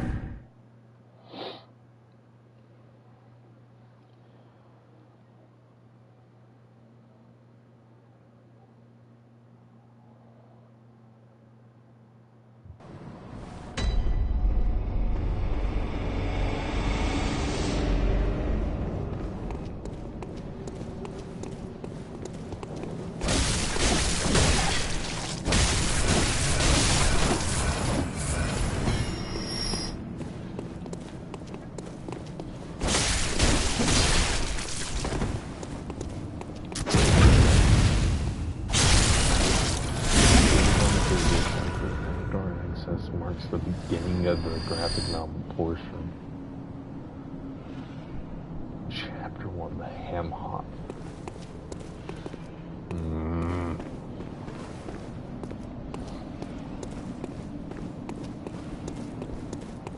Not sure I like that.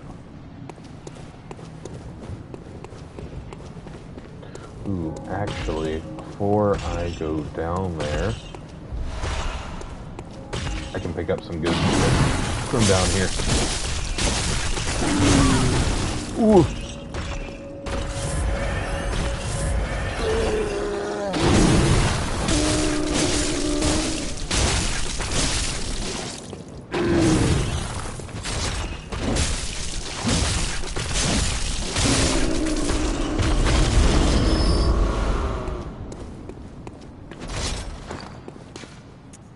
I'm really hoping to get 8 Bloodstone shards before I have to go fight the Blood-starved beast. That will be very helpful in the future.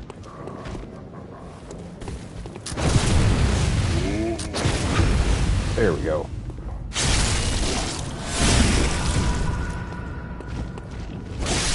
Die.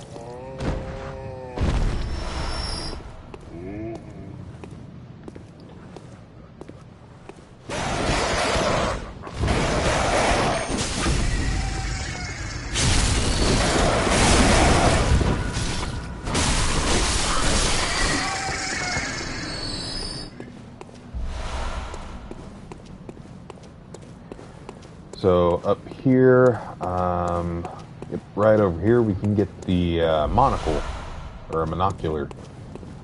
Not very useful in most cases, but I just recently learned that if you use it while using a ranged weapon, such as Simon's bow blade, you can actually free aim.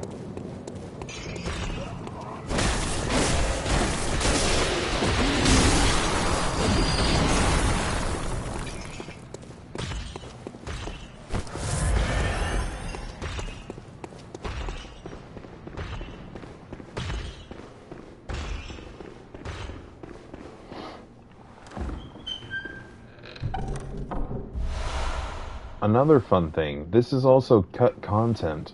This door right here that says closed used to be openable. It was a shortcut to the Great Bridge where you fight the cleric beast. And it actually still lines up with a missing door on the Great Bridge. People found this out by not only lining up the two maps, but also if you throw shining coins at this door, which I don't have any somehow, and then run all the way to the Great Bridge and get into the corner where the door is supposed to be, you'll find the shining coins very, very close to lining up. It's not exact, but it is incredibly close.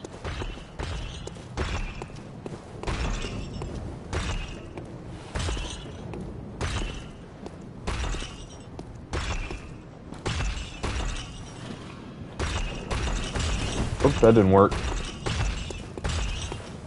You know what, I'm gonna ignore him. Just because I don't really feel like getting messed up by another church giant.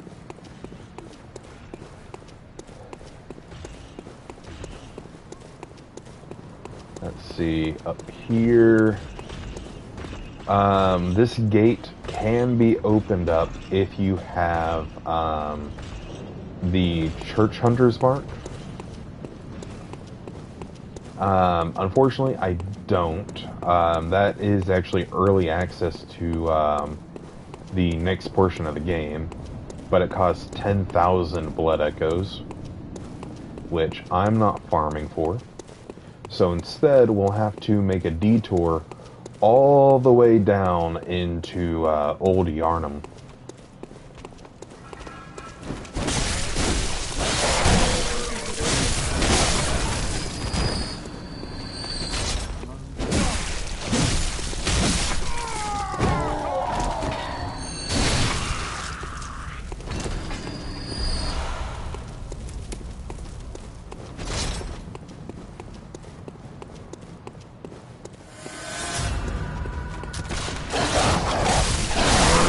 was actually really close to getting 10,000. I have 10,000 right there.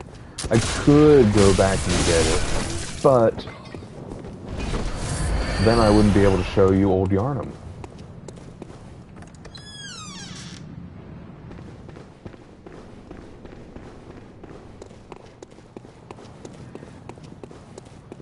And one of the more helpful NPCs, Alfred, the Vile Blood Hunter. You're a beast hunter, aren't you? I knew it. That's precisely how I started out. Oh, beg pardon. You may call me Alfred, protege of Master Ligurius, hunter of vile bloods. So, what say you? Our prey might differ, but we are hunters, the both of us. Why not cooperate and discuss the things we've learned? Oh, very good. Very good indeed. Take this to celebrate our acquaintance.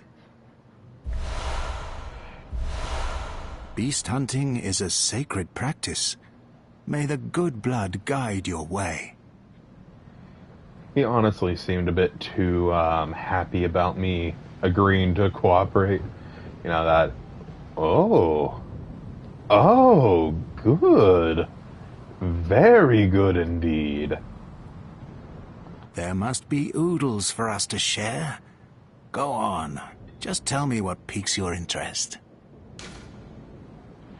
So we can actually ask Alfred about a couple of details about certain places. We could talk to him about what's here right now with the Healing Church. That's what's most important. But we can also ask him about this mysterious Bergenworth that we keep on hearing about. Don't look into that noise too much. As you know, the Healing Church is the fountainhead of blood healing. Well, I'm a simple hunter, quite unfamiliar with the ins and outs of the institution. But I have heard that the holy medium of blood healing is venerated in the main cathedral, and that counselors of the old church reside in the high stratum of the cathedral ward. If you seek blood healing, and the church is willing, you should pay them a visit. Then we will ask about Bergenworth. Bergenworth is an old place of learning, and the tomb of the gods, carved out below Yarnum, should be familiar to every hunter. Well, once a group of young Bergenworth scholars discovered a holy medium deep within the tomb. This led to the founding of the Healing Church and the establishment of blood healing. In this sense, everything sacred in Yarnum can be traced back to Bergenworth. But today, the college lies deep within a tangled wood, abandoned and decrepit.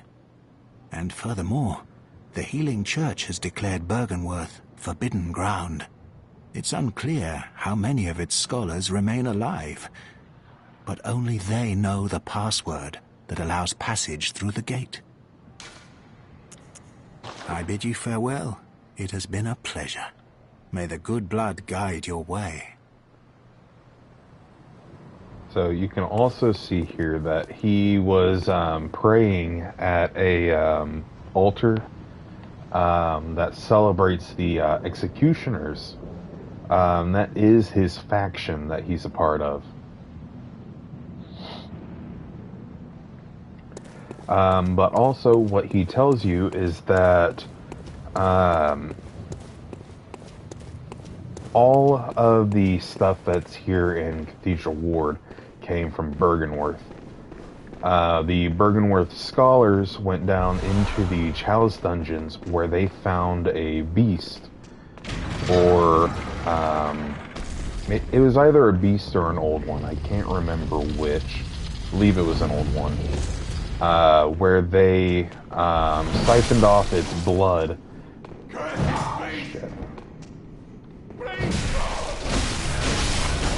They siphoned off its blood and started giving it to people.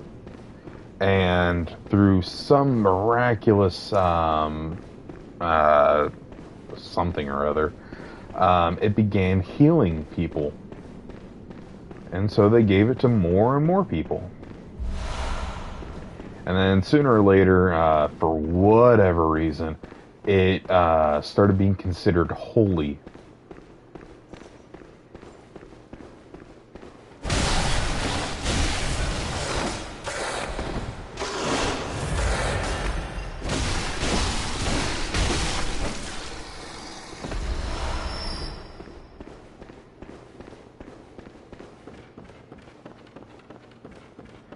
But now we're actually getting down into the depths, the lower city.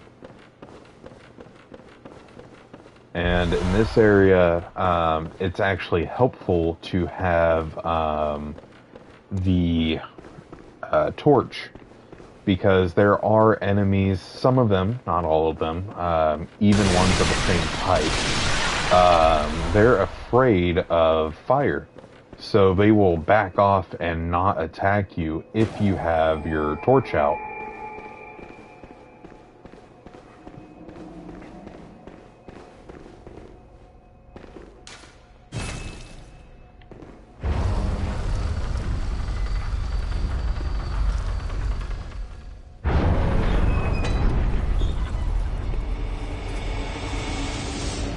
You there? Hunter! Didn't you see the warning? Turn back at once. Old Yarnum, burned and abandoned by men, is now home only to beasts. They are of no harm to those above. Turn back, or the hunter will face the hunt. So that was our one and only warning about being here in Old Yarnum.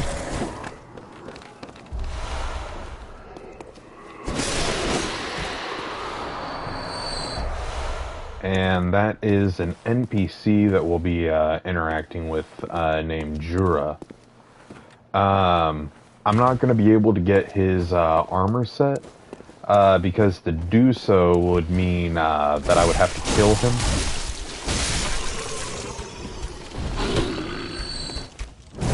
Which I am not very willing to do. I will be getting his other stuff for befriending him, though we can't really befriend him just yet. And right there, I got the Hunter's Torch, which is just a strict upgrade from the regular torch, for whatever reason.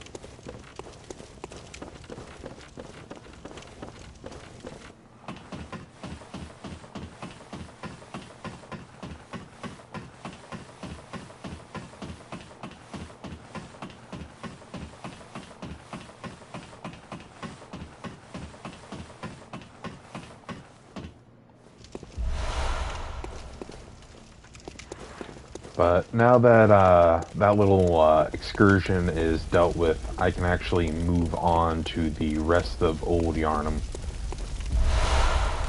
A bit of a misconception. There are sources online and videos that say that if you attack or kill beasts in Old Yarnum before talking to Jura in the way that like befriends him, you completely lock yourself out of that. That's not true. Once you start walking up to him in the way that you can befriend him, that's when you have to not kill any beasts.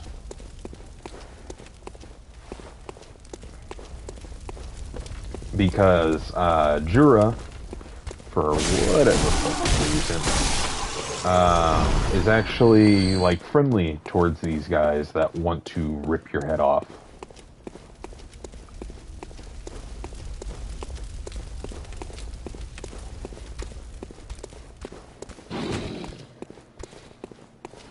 What was that? Oh, you.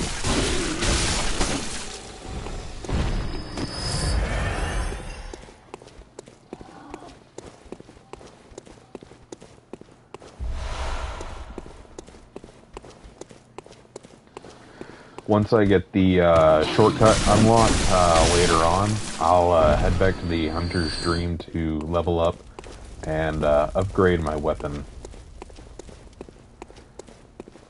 You are a skilled hunter, adept, merciless, half-cut with blood, as the best hunters are.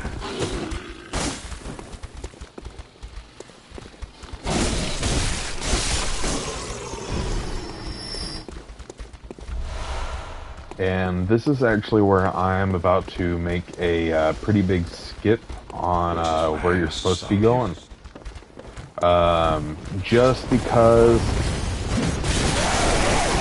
I really don't want to be getting shot at this entire time. But there's also a weapon that I want, so I need to go over here. Oh, I hope he doesn't follow me down. Okay.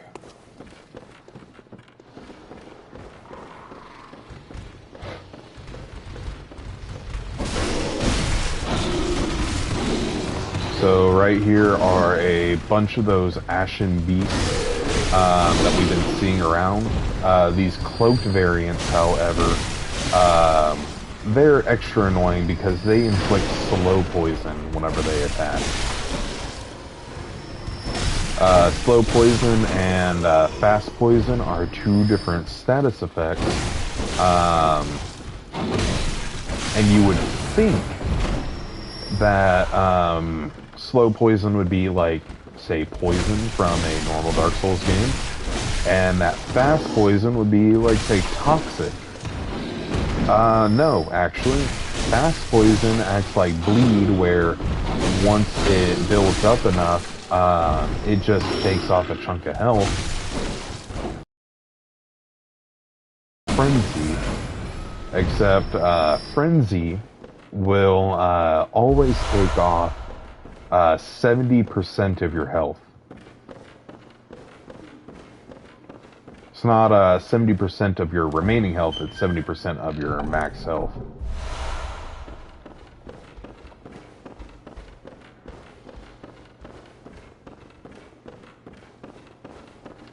But we are getting quite a few blood gems to upgrade our weapons, as well as the rifle spear, which will be very helpful. And we have a message here that says, "The red moon hangs low, and beasts rule the streets. Are we left no other choice than to burn it all to cinders?"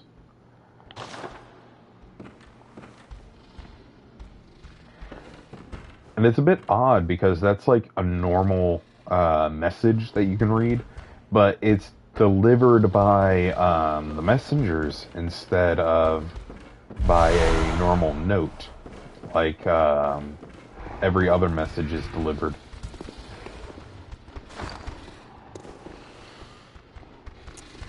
And then I'm going to have to level up my blood tinge,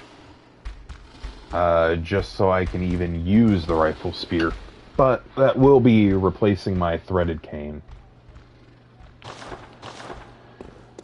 And we're gonna make a mad dash through here because I really don't like fighting these guys, especially with Jura shooting at me the entire time.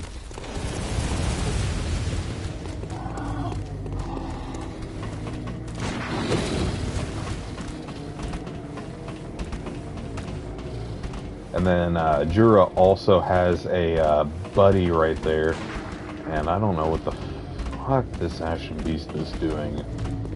But I kind of hope that it falls. It'd be kind of funny to see that happen. Yeah, there he goes. I don't think it took any damage. No, it did.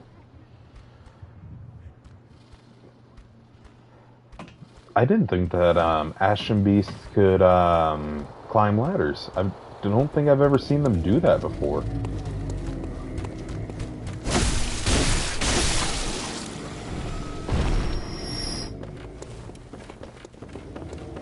Then I'm going to go ahead and get rid of this guy, just because he's going to be annoying in the future.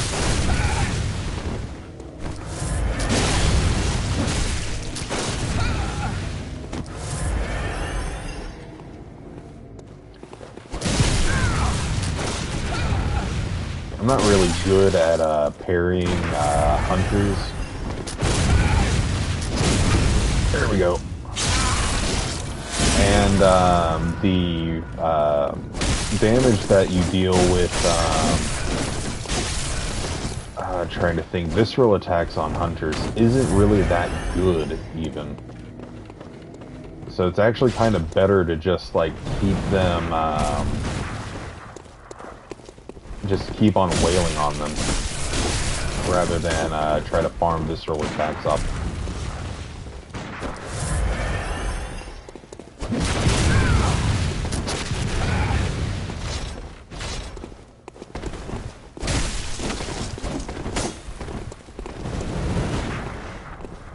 It is kind of funny getting him to dodge around and then like back into the fire. Ooh, he might actually kill me here.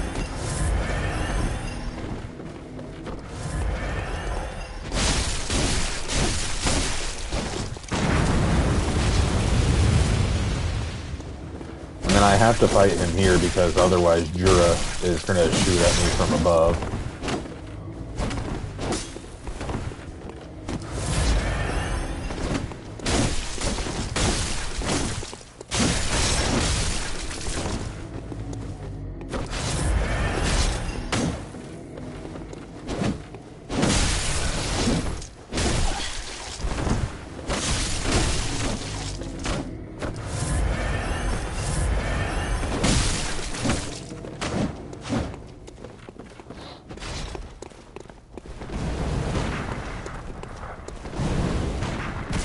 Oh, he might kill himself on the fire.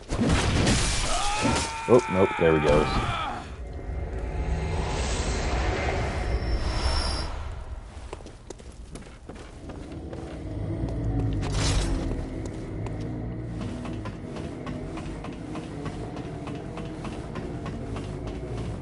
So, up here at the top of the tower is going to be Jura.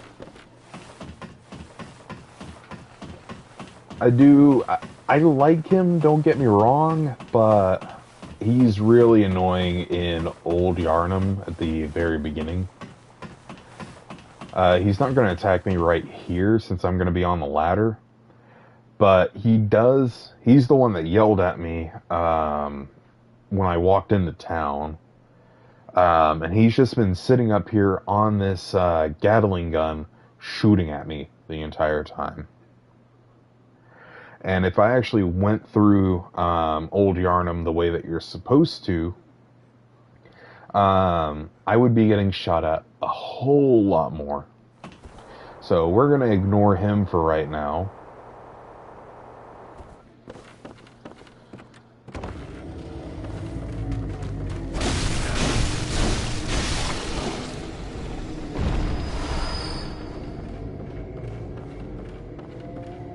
And now we're up in the rafters of this church-looking area. We can get a couple of good items out of here, if we're careful not to fall.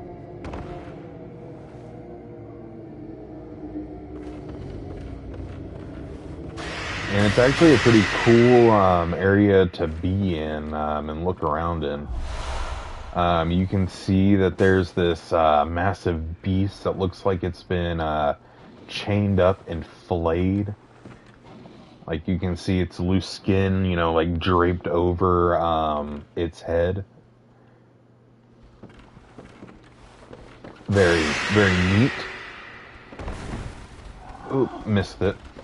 There's an item up there. It's the Messenger Urn Festival, if I remember right. It basically lets you put pots on your messengers' heads. There was this monster way over here that alerted all these guys and made them more angry. And now that I haven't really moved around a whole lot, they don't really know that I'm here anymore. And it kind of looks like they're, worshiping or praying in front of this flayed beast. And you can see even more skin draped across these chains that are hung up all over the place. And it's actually the same monster that we're going to be fighting in a bit, the blood-starved beast.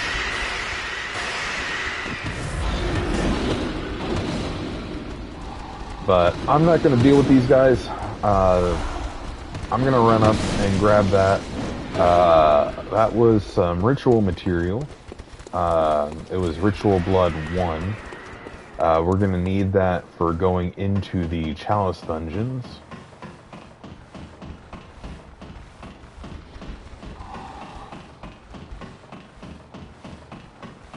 We're also going to let the enemies just kind of like lose aggro and pass by.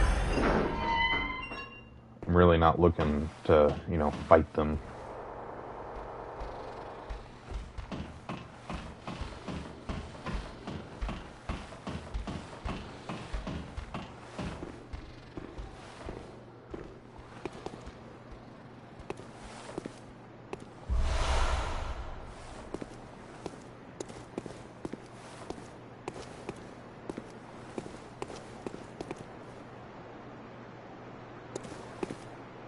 I'm doing well. How about yourself?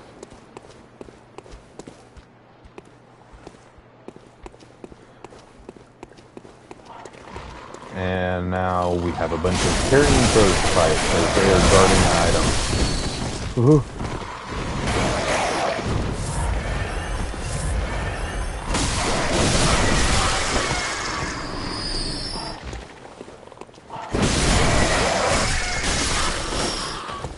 It's going about as well as an actual, legitimate first stream is going.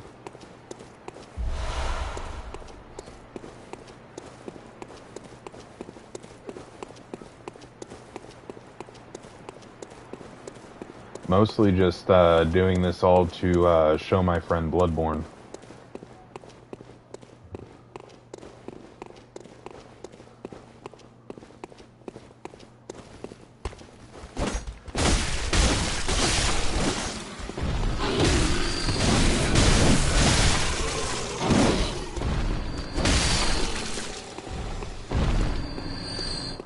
So we're actually going to be going back through this area in just a little bit once we deal with the Bloodstar beast.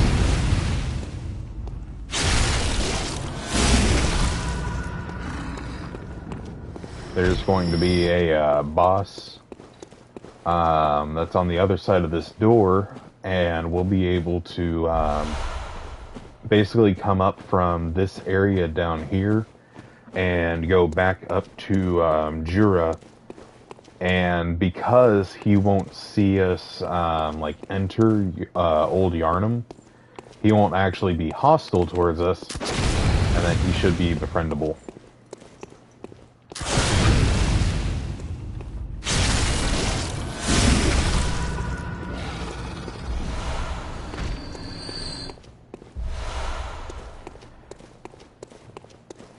And then there's this building right up here. That's going to have our shortcut. And then once I'm done with that, I'm going to go ahead and upgrade my weapon as well as do more Bloodstone Shard stuff. I level up my Blood Tinge too.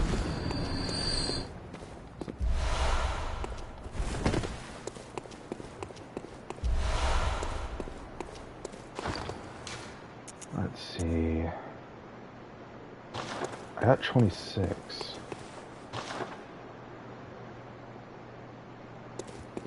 Bloodborne is one of my favorite Dark Souls games, or well, Souls-like games.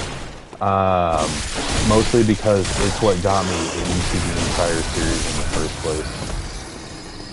I've always enjoyed the aesthetics. I love the fast gameplay. It really rewards rushing in and hitting things rather than sitting behind a shield and trying to parry. But if you have a PlayStation 4, or 4 or 5, doesn't really matter. I'd really recommend trying to play it. It is a real shame that you can only play this on PlayStation.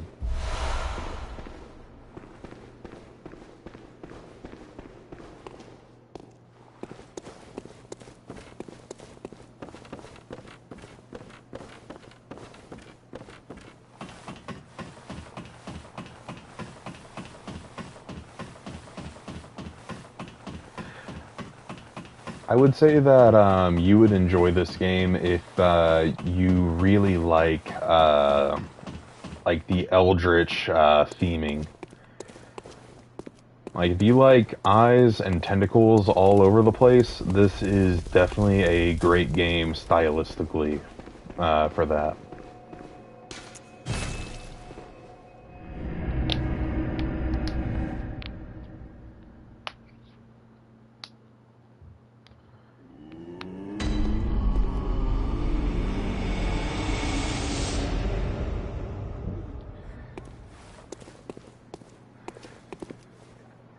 And how is that? I've never played any of the God of War games. Well, I played a bit of the beginning of God of War 2016, but it didn't really hold my attention. I sort of like watching people do the cutscenes and all that.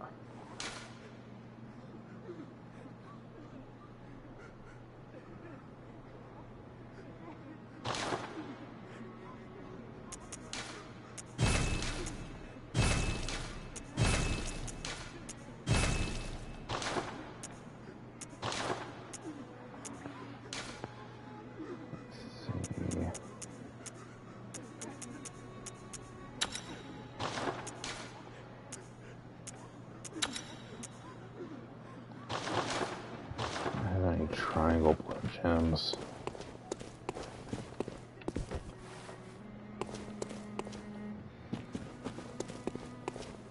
Welcome home, good hunter. What is it you desire? Very well, let me... See, I'm gonna need 9 blood tinge at the very least. Then I'll throw the rest into skill. Farewell, good hunt. May...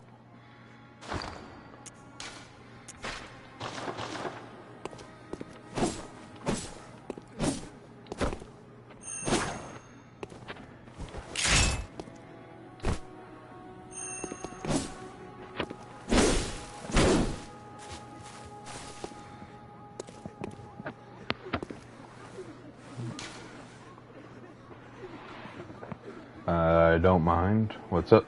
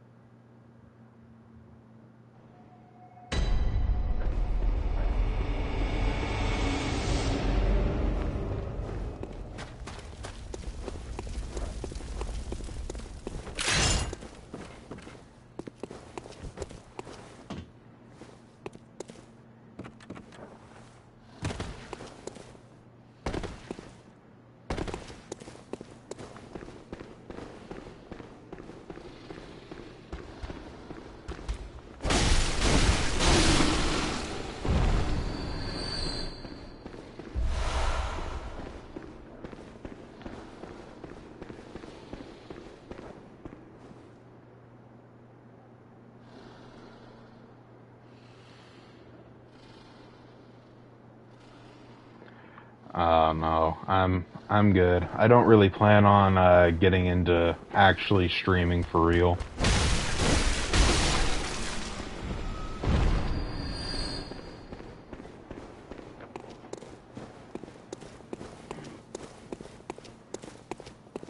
But it is nice that you offer, though.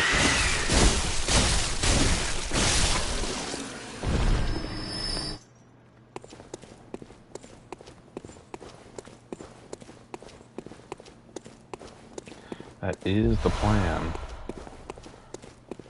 The plan is also to mentally traumatize my buddy.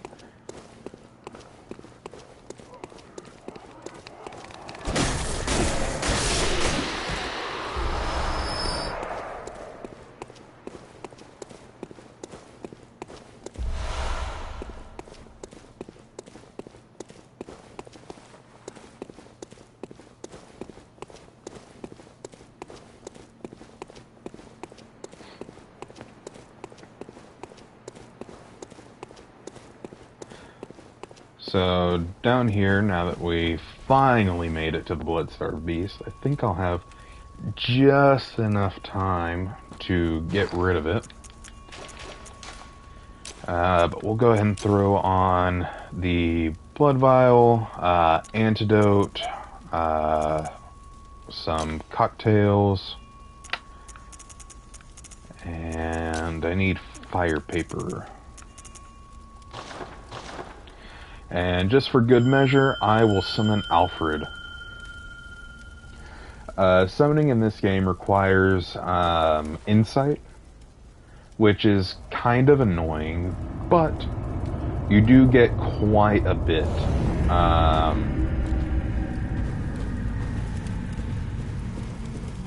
The boss shouldn't be too difficult. I have run into like roadblock bosses that have taken me a while. But Bloodstarved Beast isn't really that bad.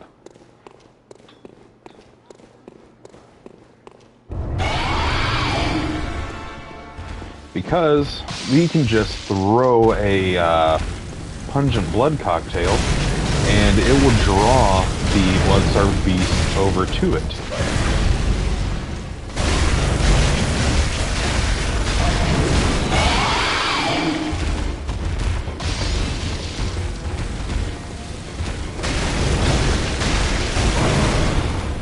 So, not only do we have the cocktail like drawing aggro, we also have Alfred drawing aggro and dealing damage. But I also have this fire paper on, which the Bloodstarved Beast is weak to.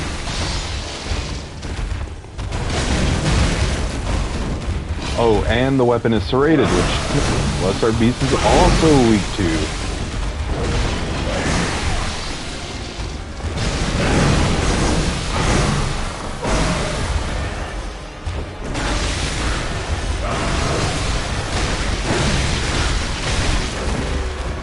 There we go.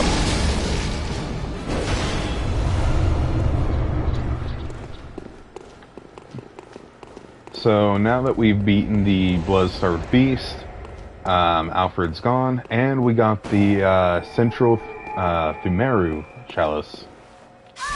And I forgot about the poisoning.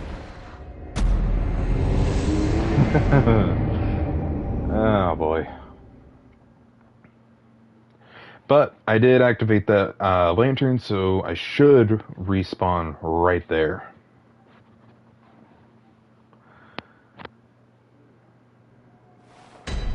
Yep, there we go.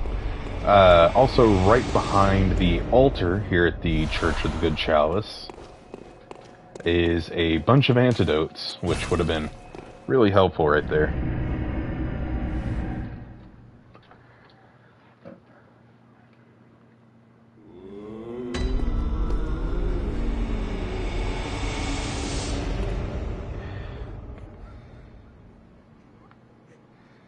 I didn't retrieve my blood echoes.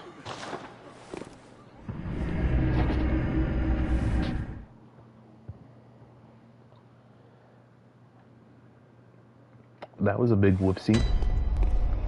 Right here, too. Alright, back to the dream. We'll head back to the Grand Cathedral. And there, a new door will actually open up. the healing church and the blood ministers who belong to it were once guardians of the hunters in the times of the hunter Ludwig. They worked and forged weapons in their unique workshop.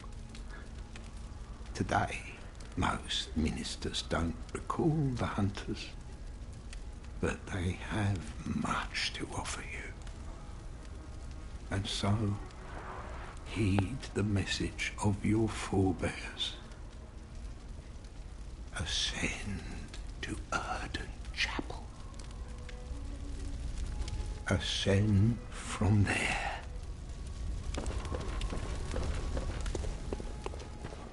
So now that we're done with that, I'm going to hold off on leveling up just yet. And we're going to head back to Cathedral Ward.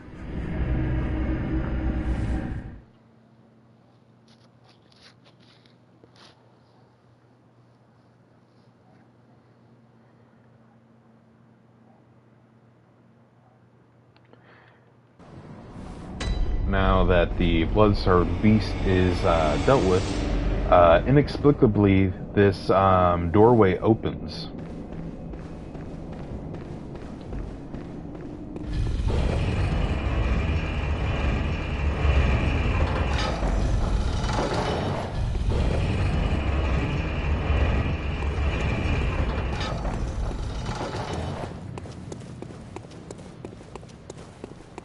So we can actually head through that secret area on the elevator, and we can pick up the Formless Odin rune.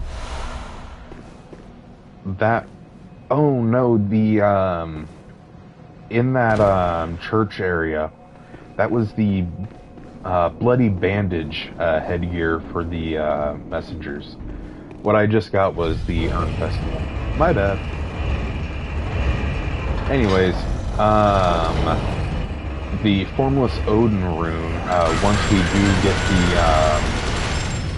workshop tool, will allow us to carry more Quicksilver bullets. I believe that variant will allow us to carry 4 more.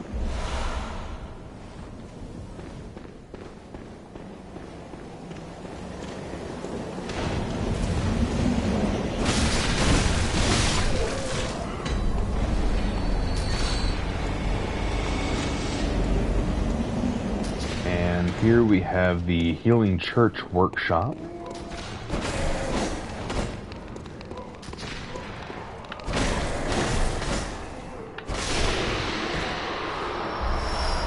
I'll go up and get the stuff from up there later. It's not really important right now. What we do have right now is an incredibly dangerous drop to get to the next area. Like I said, incredibly dangerous. Easy to slip off and die. What I'm trying to get to is actually the old Hunter's Workshop. And when we do get there, it will look very familiar to you.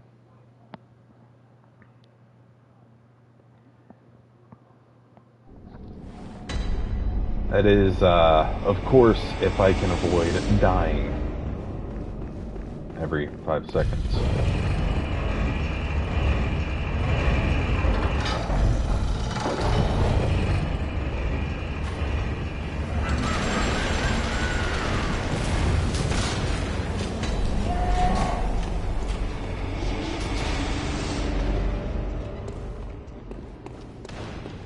So we're gonna try to continue on. Hopefully this will be the right place. Yep, didn't die. There we go. You can just continue downwards.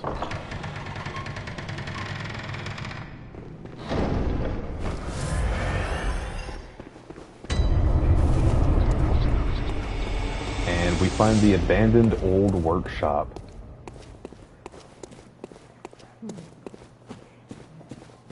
And this should look very familiar to you, because it is the exact same as the Hunter's Dream.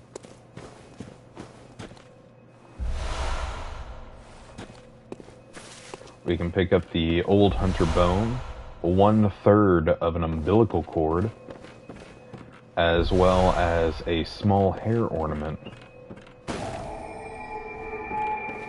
There's even a abandoned doll here, just like what was in the dream.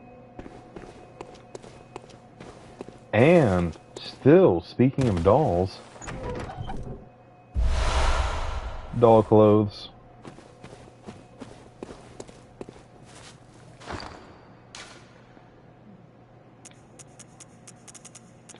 Now, the Old Hunter Bone, it requires a lot more arcane to use, but by using this,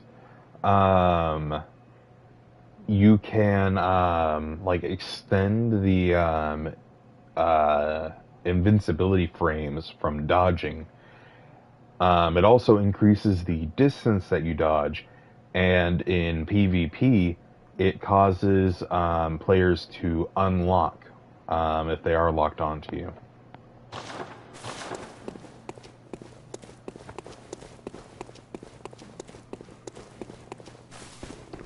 But that's all that there is right here, right now.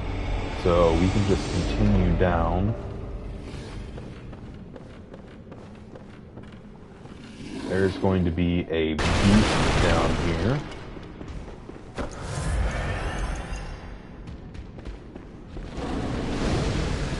This is an enemy called a beast-possessed soul. For some reason, it possesses fire magic. Don't know why.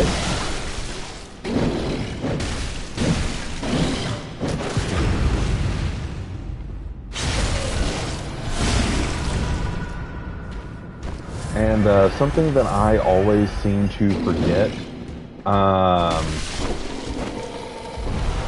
but this game really punishes dodging backwards from everything. Sometimes it works. In other instances, like what just happened, where the beast-possessed soul started like striking forwards further and further, that's a time when dodging backwards does not suck. I think I'm gonna start using the rifle spear right here. What? Damn it!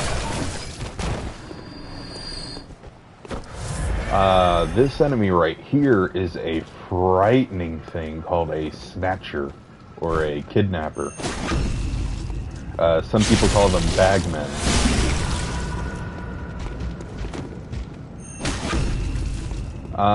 If you can catch them off guard like that, they are incredibly easy to deal with. But if they see you at all, they have all sorts of attacks that will absolutely demolish you.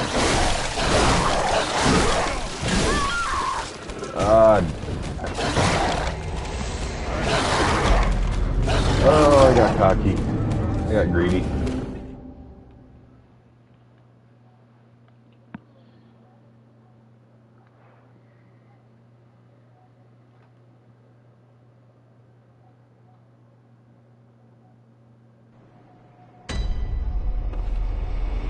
And we're back here. For a second there, I thought we were going to have to make the drop through the healing workshop again.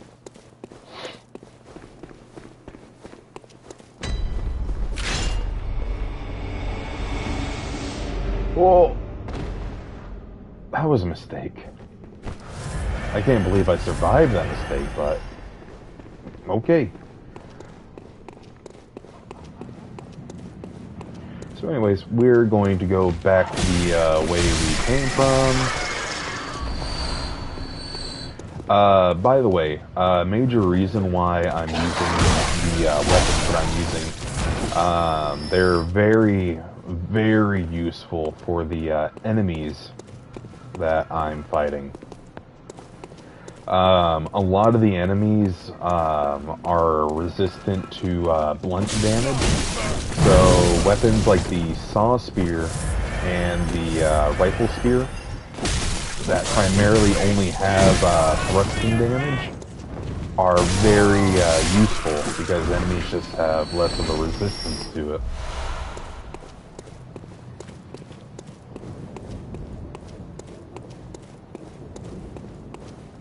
But also, like previously stated, the saw spear, it just does straight up more damage to beasts. It's so very helpful in that regard. And that enemy that I just fought is a brain sucker. They're a kin type enemy, so they're like the great ones. And they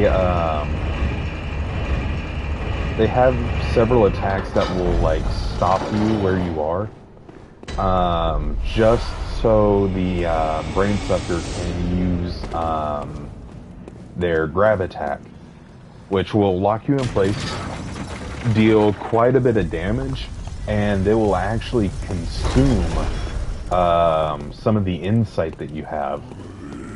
And you can't recover it at all.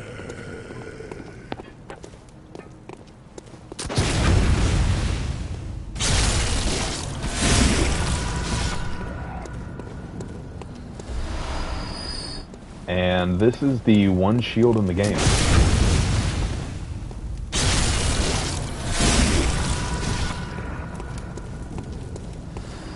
I think I showed it to you, but it's actually just like, it's just a plank of wood.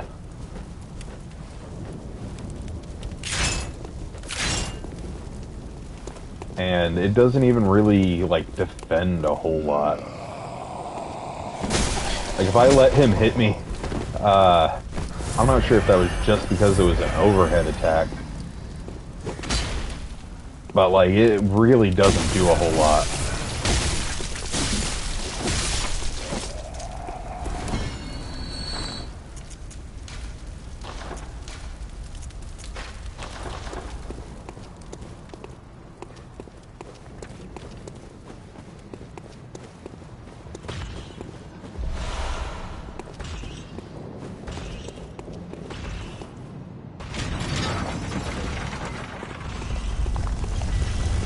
I do think, though, that I'm going to unlock this area, just so I can, like, run through it. And then I'm going to talk to Eileen for one last time, because she'll be in a new place. And then I think I'm going to go ahead and cut off the stream, because it is getting close to that time.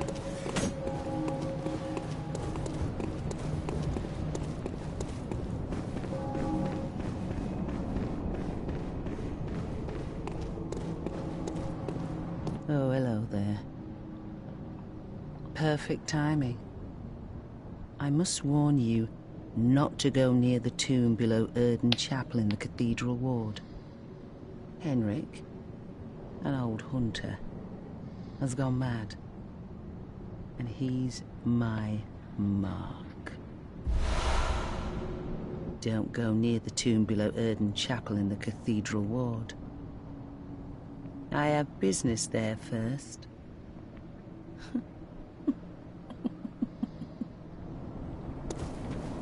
So yeah, I forgot. We're gonna deal with Henrik. Just because I really want to deal with him right now, because it's another hunter fight. And then I forgot there is actually one other thing that I want to show you.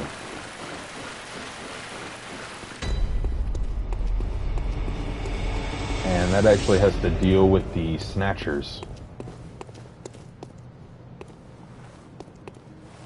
So we're gonna sneak up behind old Henrik here.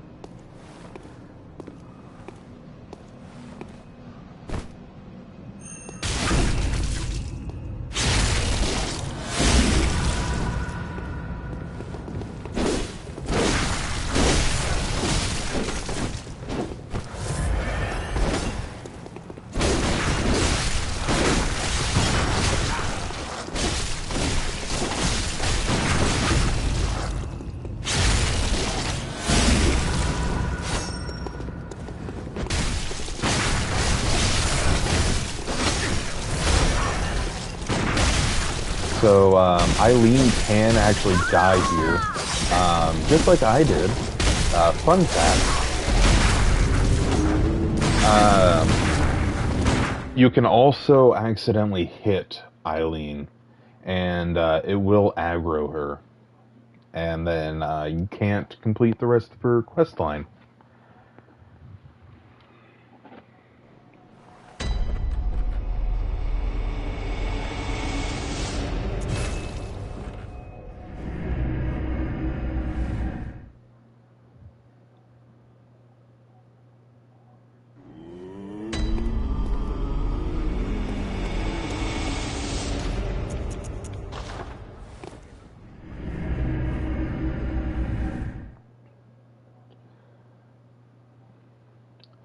But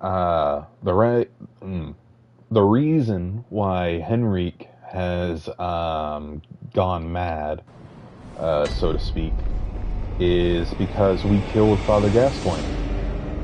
Father Gascoigne was one of Henrique's friends, and I'm not really sure because, you know, Henrique doesn't ever talk, but I don't think that he could really handle Father Gascoigne not only turning into a beast, but also being killed by some upstart of a hunter, such as myself.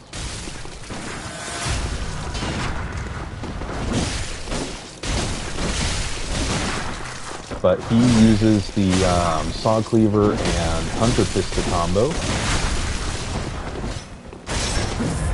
He hurts a lot, but his armor set will be very useful later on against another boss, because it does have excellent bolt resistance.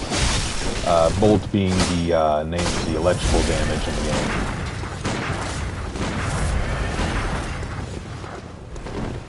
Also, another fun fact, healing is parryable.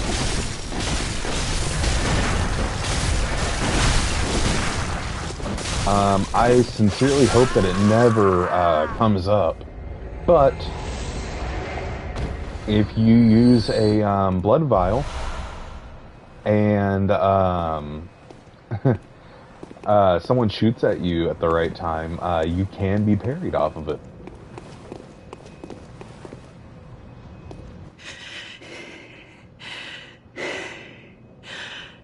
That wasn't necessary of you, but you have my thanks. We made it with our lives. You're not bad at all. You must have killed Gascoigne as well, then. He was falling apart, I'm sure it had to be done. But try to keep your hands clean. A hunter should hunt beasts. Leave the hunting of hunters to me.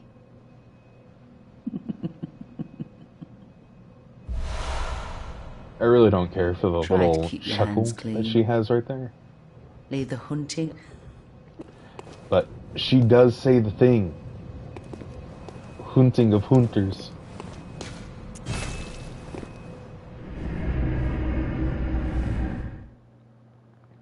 So, I'm going to go back to the dream. I'm going to get Henrique's armor set.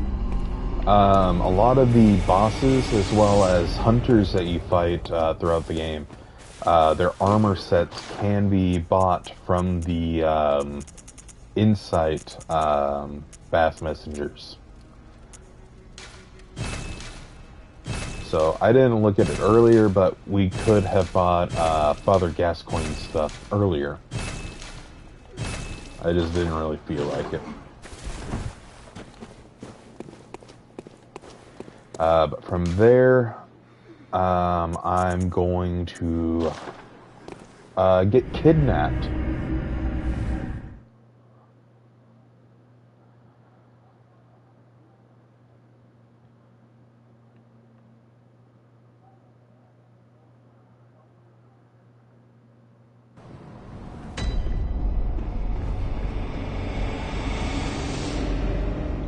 So, they weren't here earlier, but now that I have fought the Bloodstar Beast, there should be a Snatcher out here.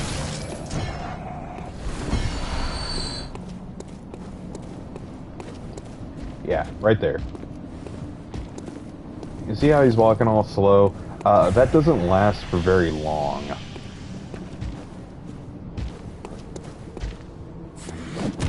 Like, he does attack very slow, but if you hurt him enough...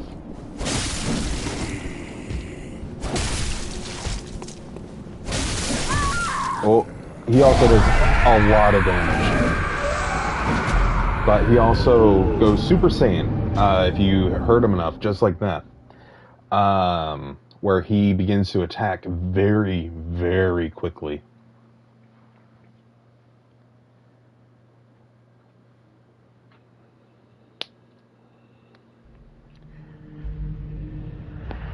But because we got killed by a snatcher in Cathedral Ward, we're actually kidnapped, abducted, and thrown in the Hypogean jail.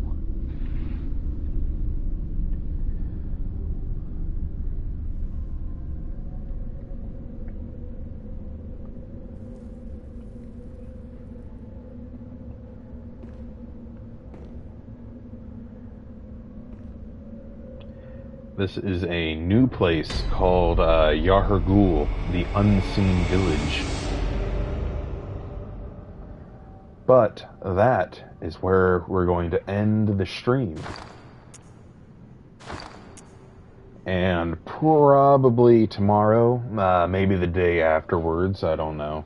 I will continue on with this character. As with this stream, you really don't have to show up if you don't want to. Of course, you can rewatch all the content and all that, but it is like 3 hours. No, 3 hours at this point.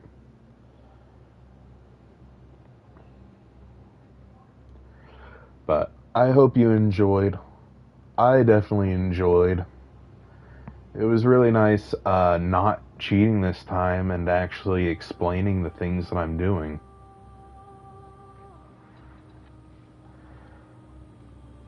But that will be the end of it. I hope you have a great rest of your day.